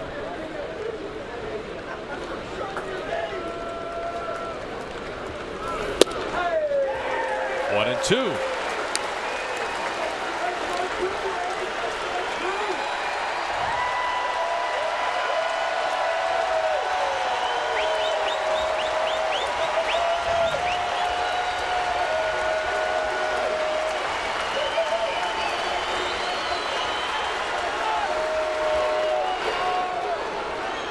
Slider missing to make it 2-2.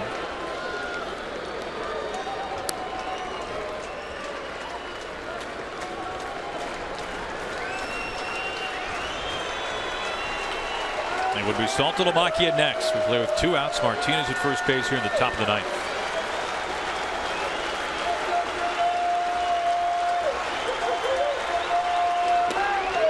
And now a full count.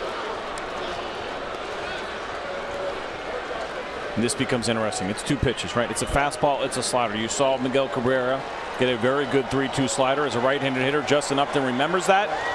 It's going to be in the back of his head right now.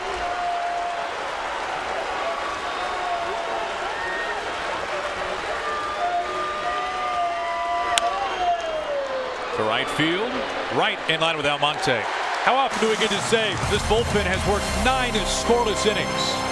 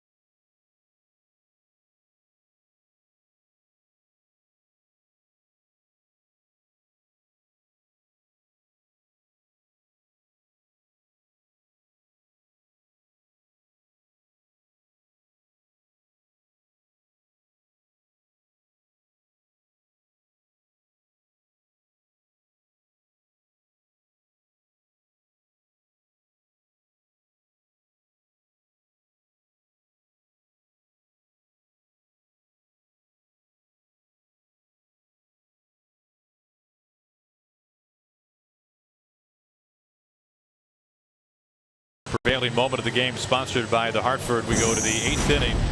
Alex Wilson up on the mound. 2 runners in scoring position. Gets Lindor, gets Napoli looking to end the inning.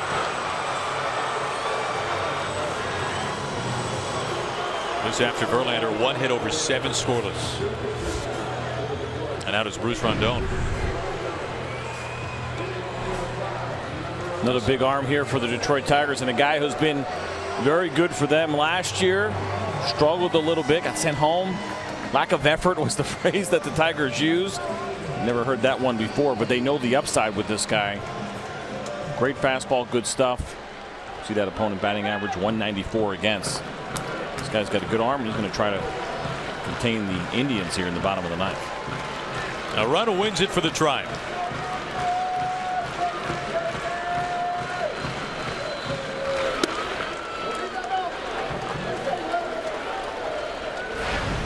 Ramirez left stranded on deck to end the 8th inning. One of the best in the American League this year with runners in scoring position.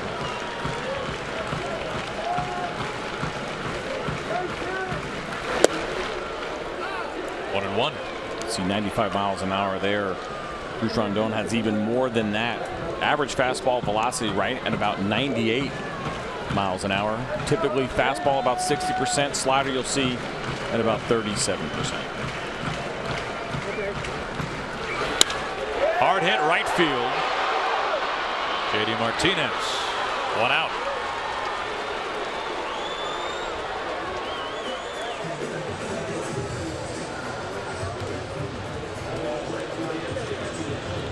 There's Coco Crisp.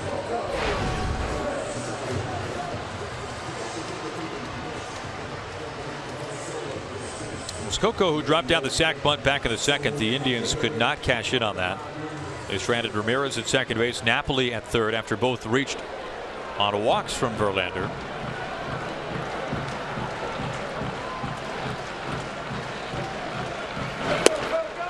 Ball 1 to Crisp.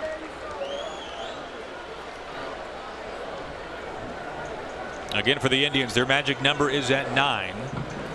To win what would be their first division title since 2007. Meanwhile, the Tigers trying to stay relevant in the wild card race. Entered today, tied with Seattle, 3 games outside of the 2nd wild card. It was an uphill climb for Brad Ausmus and Detroit. More activity inside the bullpen for the Tigers.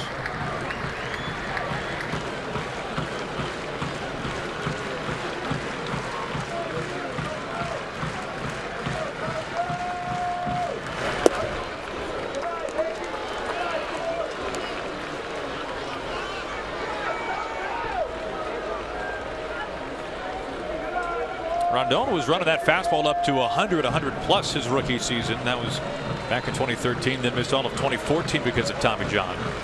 A miserable season last year. Has had a nice bounce back year here in 2016. Crisp not happy. See the frustration in the turn there. Letting the home plate umpire know that he disagreed with this being a swing and probably wanted a check.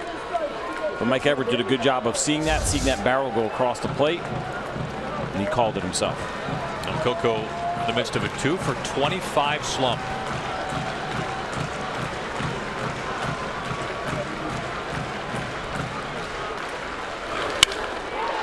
Out towards center. Easy play for Maben.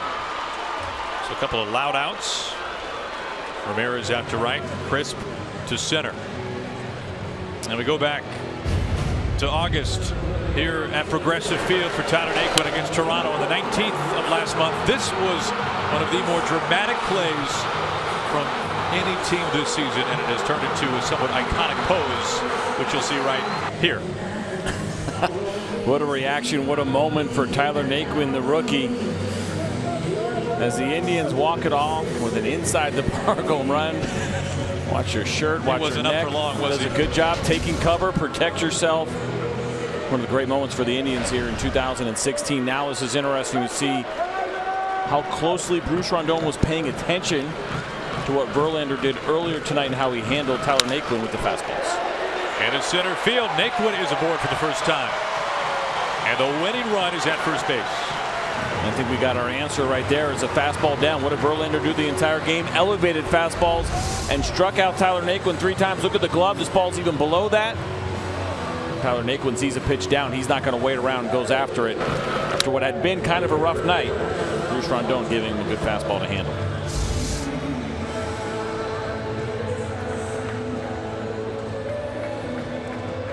That brings out Rich Doobie, the pitching coach.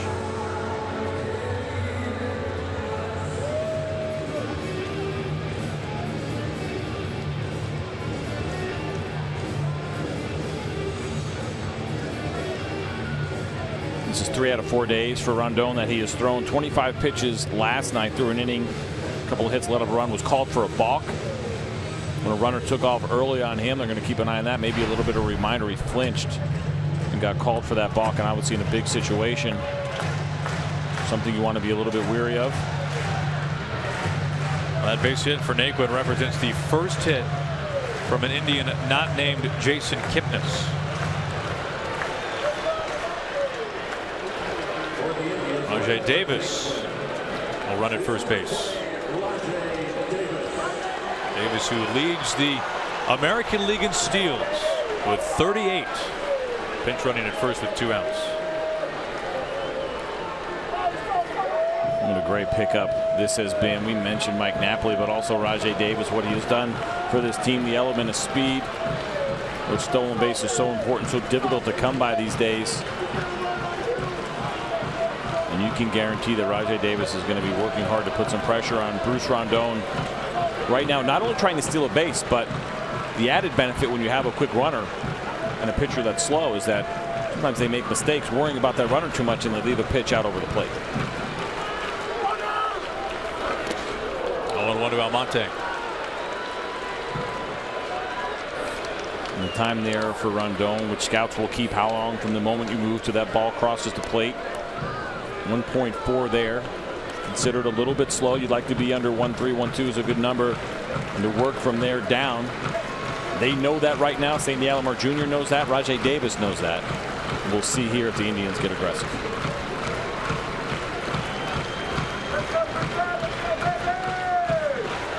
There he goes.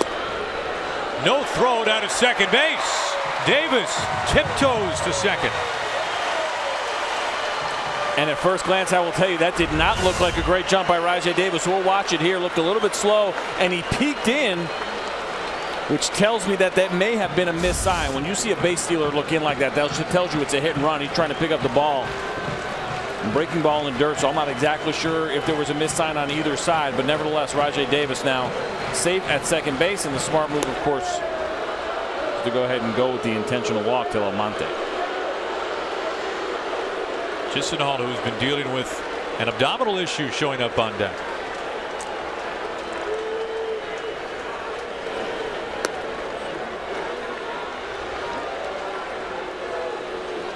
Was out on the field earlier today when the tarp was on the field. Trying to work that through. Terry Francona said that maybe he could appear later tonight as a pinch hitter, and we were seeing that come to life here in the bottom of the 9th inning with 2 outs. Great opportunity here for Lonnie Chisenhall, who's done a really nice job and has found himself a second career as a right fielder. Brad Ausmus, it looks like, is going to let Justin Wilson take things over.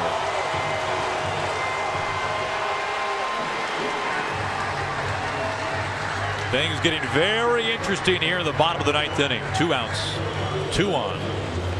Chisenhall about to pinch hit. A chance to win it for the Tribe.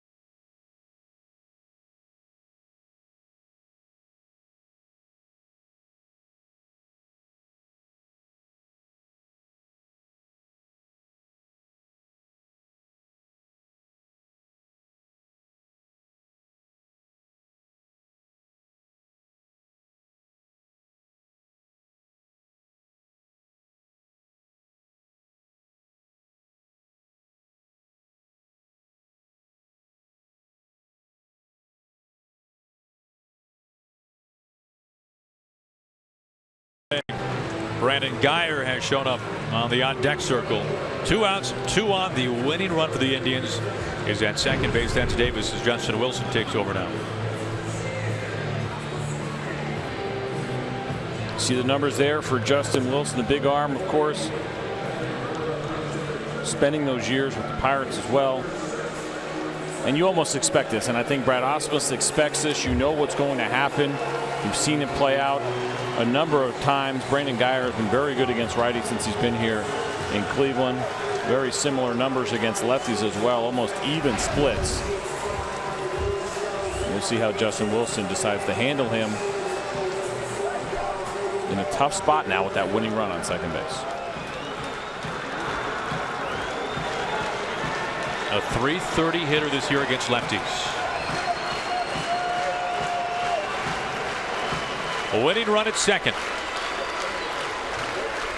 And the first pitch to Guyer. Looks at a strike.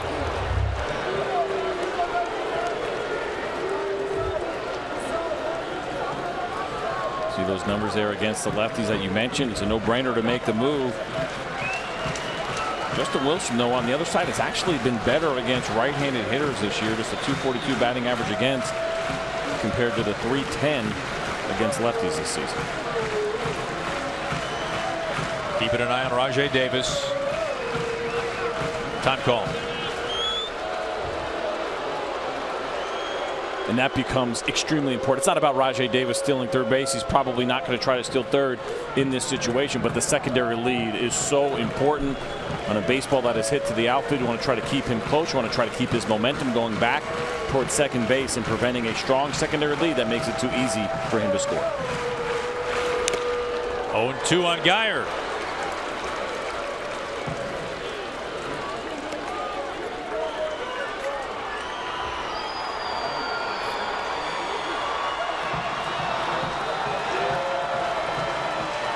Indians are trying to go to 13-1 against Detroit this year.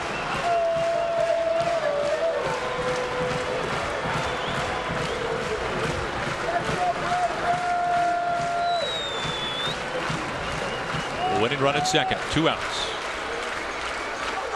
Now the 0-2. Davis taken off. Both runners advance the bag. That is amazing. I mean, that is an unbelievable read by Rajai Davis and why he is leading the American League in stolen bases. It's such a high-risk situation with 2 outs. When you start reading the pitch, I mean, he is taking off right away. That is a gutsy call in that situation. Austin Romine did not even flinch and cover third base. 40th bag this year for Davis. Winning run 90 feet from home. On the ground and a foul ball. Then Timmons making the call.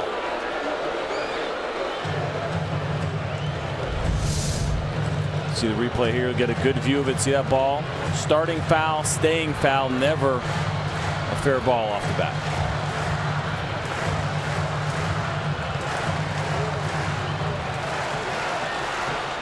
Obviously, the big benefit, of course, to that stolen base as well as a wild pitch as you try to go for that strikeout and think about burying a breaking ball down in the dirt. You become a little bit more reluctant with the winning run sitting on third base.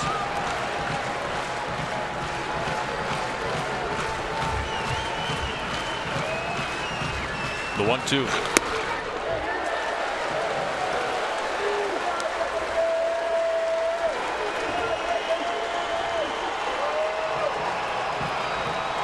Santana on deck, held without a hit so far tonight, but has walked twice. White knuckle time for Justin Wilson and everybody else here in downtown Cleveland right now.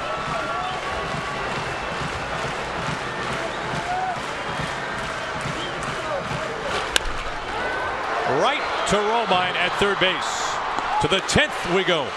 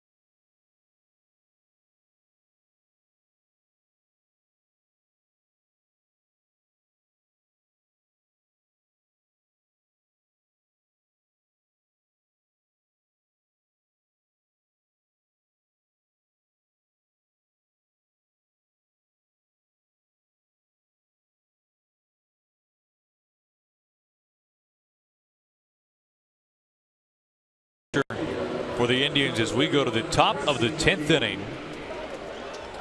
Rajai Davis, who stole not just one bag but two bags in the bottom of that 9th inning, stranded at third base. He is in center field for Naquin. And Casey McGee pinch hitting for Saltalamacchia to begin the 10th.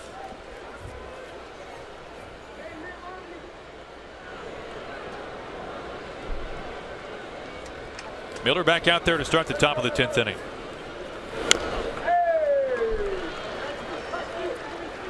Think about pinch hitting in such a unique skill set that it is. You're not in the flow of game. Try to come in big situation here, extra innings, and you get Andrew Miller. And a really good slider, and a lot of guys will tell you saw it right there from Casey McGee. First pitch slider, he goes hacking. They don't want to wait around because a lot of times 2 strikes, they're down more than your average hitter just because they feel so out of the flow of the game. And 0-2 as a pinch hitter is such a difficult spot to be.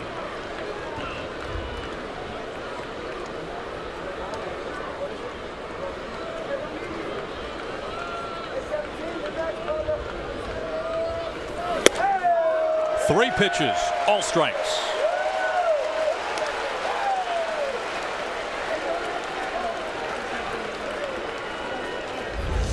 Not a lot of fun facing Andrew Miller, but certainly not in this situation either when he is painting on the black with an 0-2 fastball.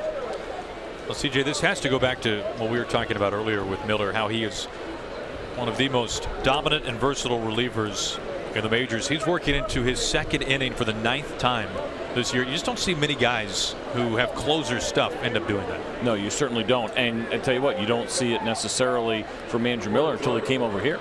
And the one thing with the Yankees was that he was throwing mostly 1 inning at a time and mostly coming in the 8th inning or later. There's been a little bit more flexibility with him, and he has been open to it. He gets it. This is a guy who's in the 2nd year of a 4-year contract.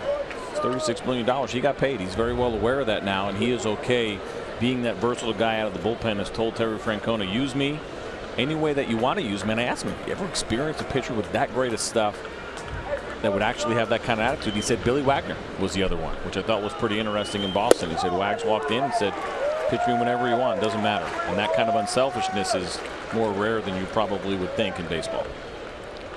Especially for a guy with his stuff. Gets ahead of McCann, 0-1.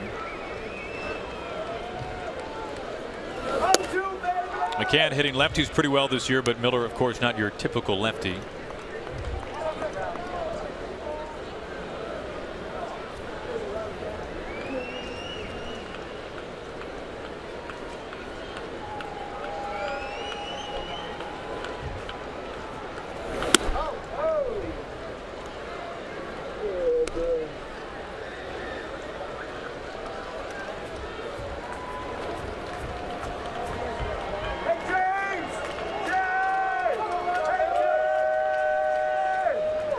Miller last night 21 pitches in a scoreless inning. That was in game 1 of the series. That is so nasty. You look at the velocity 84, so you see the differential from the fastball to the slider, but the spin on it that is so late down and in on righties. Very, very difficult to get to that pitch.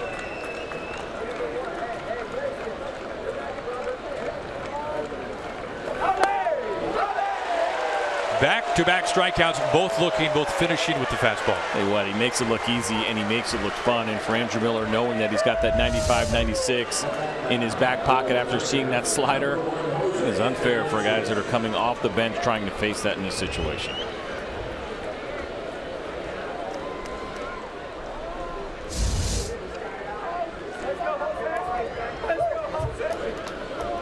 Two outs for Iglesias.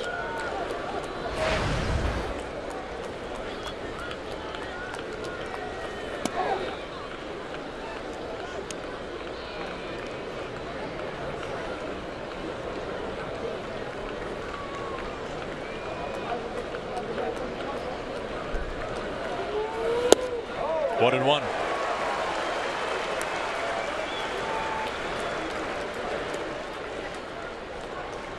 Now Miller really the poster child for somebody who did not have success as a starting pitcher, moved to the bullpen, and became absolutely electric. This, of course, not the first year that he has been traded at the deadline. He's been a very popular piece every summer, it seems like. The thing that's so amazing about what he has become, it's not just the fact that he became a great reliever in the process, but also the walks. The walks went down so dramatically from when he was trying to be a starter. He struggled with command mightily in his career. But then there's something about the bullpen that just works. The mentality works better for some guys. The idea of being able to potentially pitch every day, just air it out for an inning or two at the most. Guys just get comfortable, and Andrew Miller, like you said, the absolute poster boy for dominance from a failed starter going into the bullpen. It's 2-2. Snared right by the ankles from Miller. Throws some heat to first base. He retires his side in order. 2 scoreless from Miller.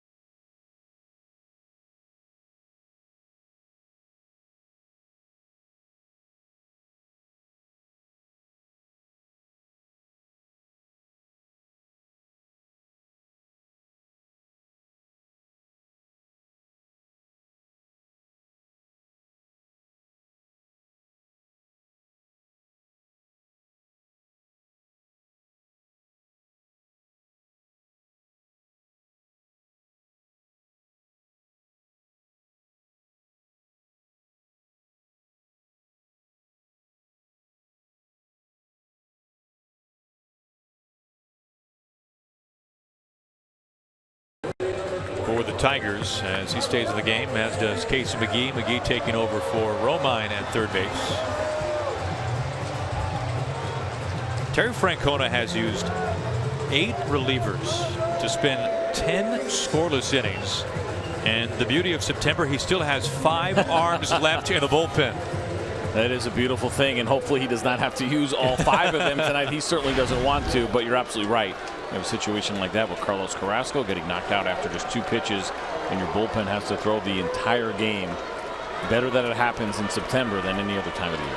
Hand injury for Carrasco, had to be taken off site for x-rays. Ball on to Santana. So once again, the Indians have a chance to win it as we open up the bottom of the 10th.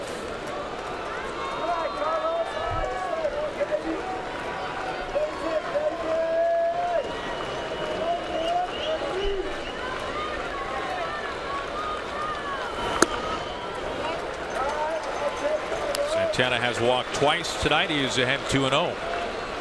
And this is what he does so well. Such great awareness of the strike zone. Why he hits in that leadoff spot. We mentioned it earlier. Power this year, yes. It does not kind of look like your prototypical leadoff hitter, and we've seen other teams do it as well. Get your guy that can get on base the most. Forget about, don't worry about whether or not he can actually run. And the other trend we've seen this year with leadoff hitters with some pretty extreme power. Santana would fit that mold, although the vast majority of his home runs this year have come against righties. Hardly has any against lefties.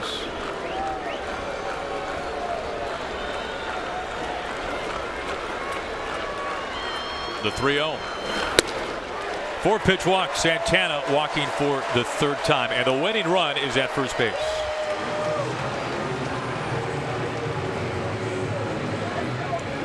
See Gene Lamont there, Tigers bench coach, on the phone. We'll get somebody up down in that Tigers bullpen. Now we saw, and I mentioned it earlier, Terry Francona bunting with first and second, nobody out early in this game, back in the second inning, and probably doing Justin Verlander a favor. Lefty on lefty, Kipnis Wilson. I actually like the idea of bunting here, and I got to believe that based on what Terry Francona did earlier, that's going to be at least on his mind, trying to get that tying run into scoring position after the walk. The bunt. Foul ball. Only the second leadoff walk this year for Justin Wilson, who's been used a lot. Let's put the winning run at first base. And this is no easy task. Lefty on lefty. Jason Kipnis, who's a two-hole hitter, probably not asked to bunt all that often. And Justin Wilson can be a little bit of an uncomfortable at bat because he has the big arm. Now the only thing that works in Kipnis' favor is that Wilson throws from the extreme third base side, as you can see right there, and so not cross-firing necessarily and creating that difficult angle for a left-handed hitter. Showing bunt. Up the third base line on a bounce. A wide throw. Iglesias gets the tag down. Incredible play. The Indians are certainly going to want to take a look at the replay on this, but you mentioned it. Jose Iglesias, what awareness. You always anticipate a bad throw when you're receiving one at a base. You don't get flat-footed. That was a really nice job. James McCann pops up. The throw is a little bit high. Watch Iglesias up, glove down. And if we see contact on that tag, certainly this will be our best view right here. If he tags him, he's going to be out. Clear as day. Right there on the left shoulder. There'll be no challenge here. What a great play by Iglesias. I mentioned it. Great shortstops in the league, and how he feels like he always wants to up his game when he's going up against one of the great ones, and he is right now in Francisco Lindor, and wanting to prove his worth, and he certainly did right there.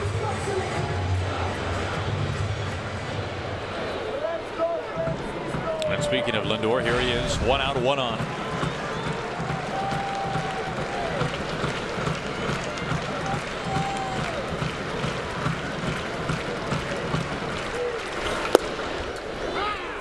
First pitch strike.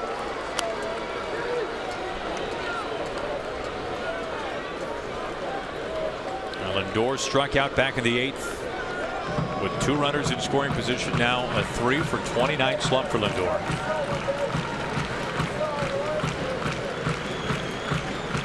Cabrera holding Kipnis at first, 1 out.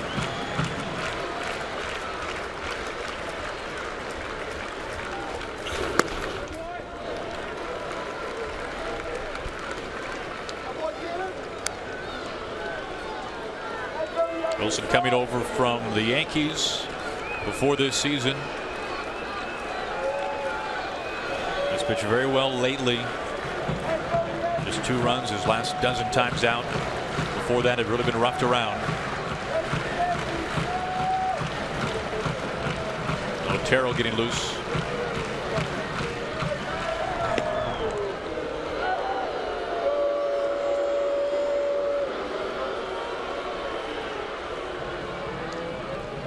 This has been an absolutely bizarre game. It began with a rain delay, albeit just about 10 minutes.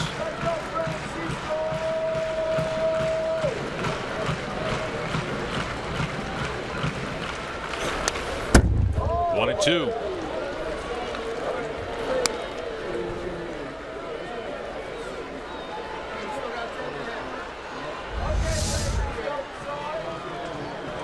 Fastball that came back over the plate just a little bit. Francisco Lindor gets a good hack on it, but just a little bit late as he fouls it straight back.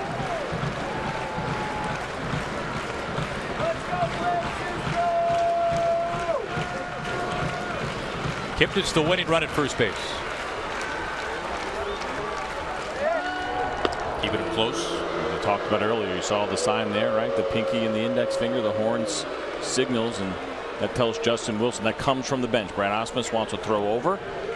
Again, doesn't necessarily mean that you're trying to pick him off or even give him your best move, but you do that once in a while just in case Jason Kipnis is going first move. Even if you give just kind of what we call your B or your C move, and it's very average, but a lot of times you can get a guy who is going on a first move against the left. well past McCann, and Kipnis is in scoring position. What a gift. It certainly is. And you think about them trying to bunt over Santana and being unsuccessful. Well, now they have Jason Kipnis in scoring position with one out. James McCann asking for a fastball up and in, but instead this one sails away on Justin Wilson, and he's unable to adjust in time. That certainly could prove to be costly for the Tigers.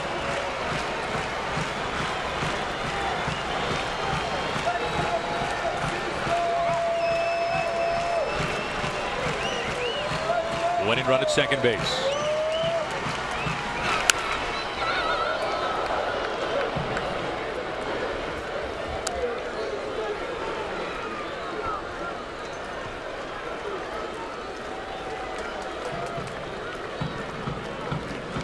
A win tonight for the Indians would mean a series win over the Tigers.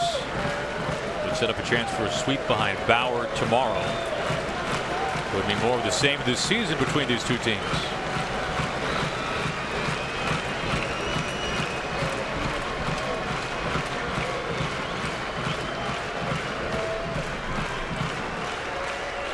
Now the 2-2. Kipnis taken off, and it's behind McCann. Bounces right back to him. I tell you what, it did not matter that this was going to be a wild pitch. Jason Kipnis was going to steal third base easily, and it's 2 innings in a row now where the Indians see an opportunity to steal third in crucial situations. That is a problem here for the Detroit Tigers. You see that jump. That is a tremendous jump and a great read by Jason Kipnis. The best base stealing team in the American League, and maybe the best base running team in baseball. Winning run 90 feet from home. Does not take a hit to win this one. Lindor looking at ball 4. He walked for the second time. Brad Ausmus has seen the Indians steal 5 bags in the last 2 innings. He's got Shane Green warmed up and ready to go to face Napoli.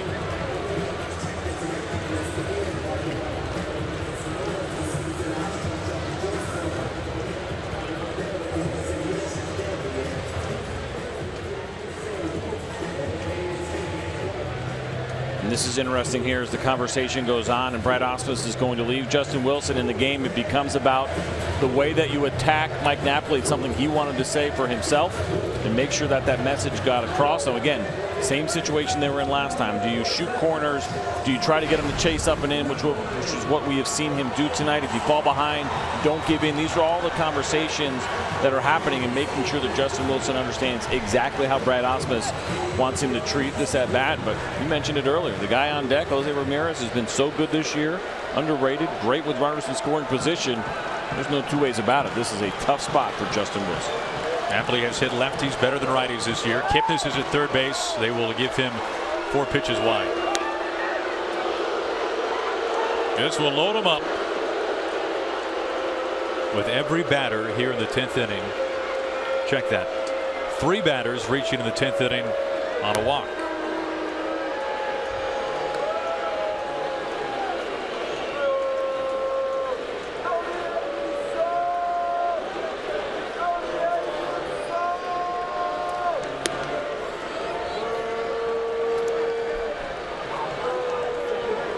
Ramirez has simply been one of the best clutch hitters in the American League this year.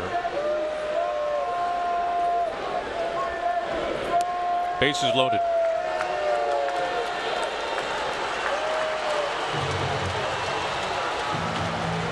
.354 with runners in scoring position. .341 just simply with a runner on base.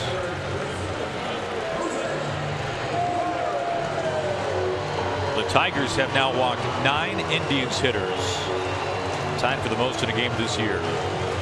4 of them came from Verlander over 7 scoreless, only 1 hit.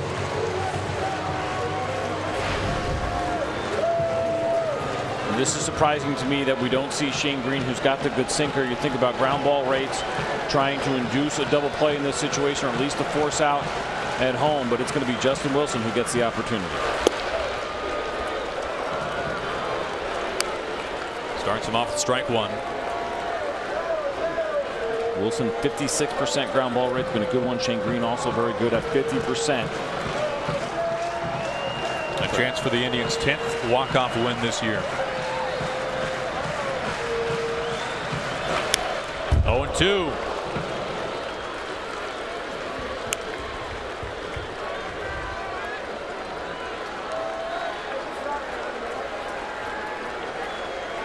Kipnis, the man that counts at third. Lindor is at second. Napoli at first.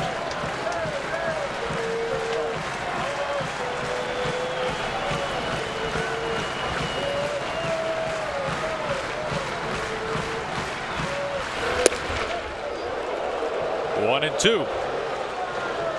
It's a good 0-2, and it's a good take by Jose Ramirez. A lot of times you're thinking 2 strikes for a hitter. Anything close, especially in an RBI situation, you want to go after it. Shows very good restraint. That's a good pitch by Justin Wilson. And now James McCann will go out and talk about what you want to do here. Again, if you're going to throw a breaking ball, you're going to call a breaking ball.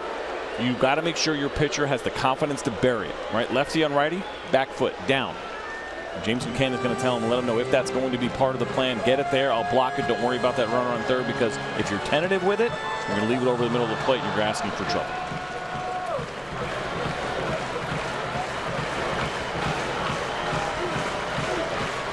Kipnis, the winning run at third base. McCann able to smother it. 2-2. That was close. Good job by James McCann. You see this fastball running away from him. This is such a big pitch. 2-2. Always a big pitch. Thinking about going full count with the bases loaded. This is where you want to end the at bat. Get that weak ground ball or get the strikeout. 2-2 on the way. Foul ball.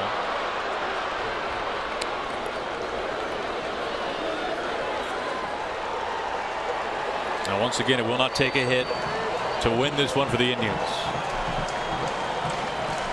Local crisp on deck.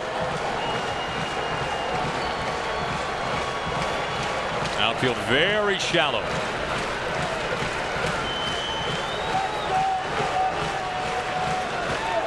The 2-2. Up the middle, and the Indians win. The first run is the last run as Ramirez comes through in the bottom of the 10th inning.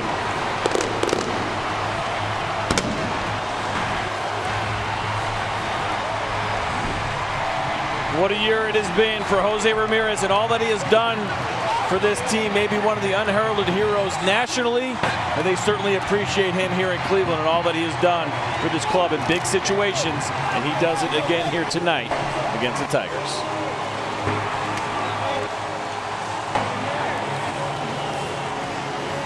That has been the look of the Tigers this year against the Indians.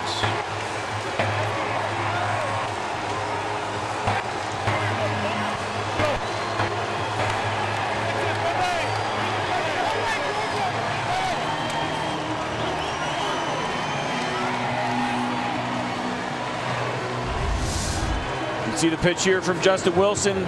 Very well located. He got the ground ball that he wanted, but nobody home in the middle of the field. It was a great job of putting that ball in play. It was a good pitch by Justin Wilson. Nothing you could do about that. Good execution.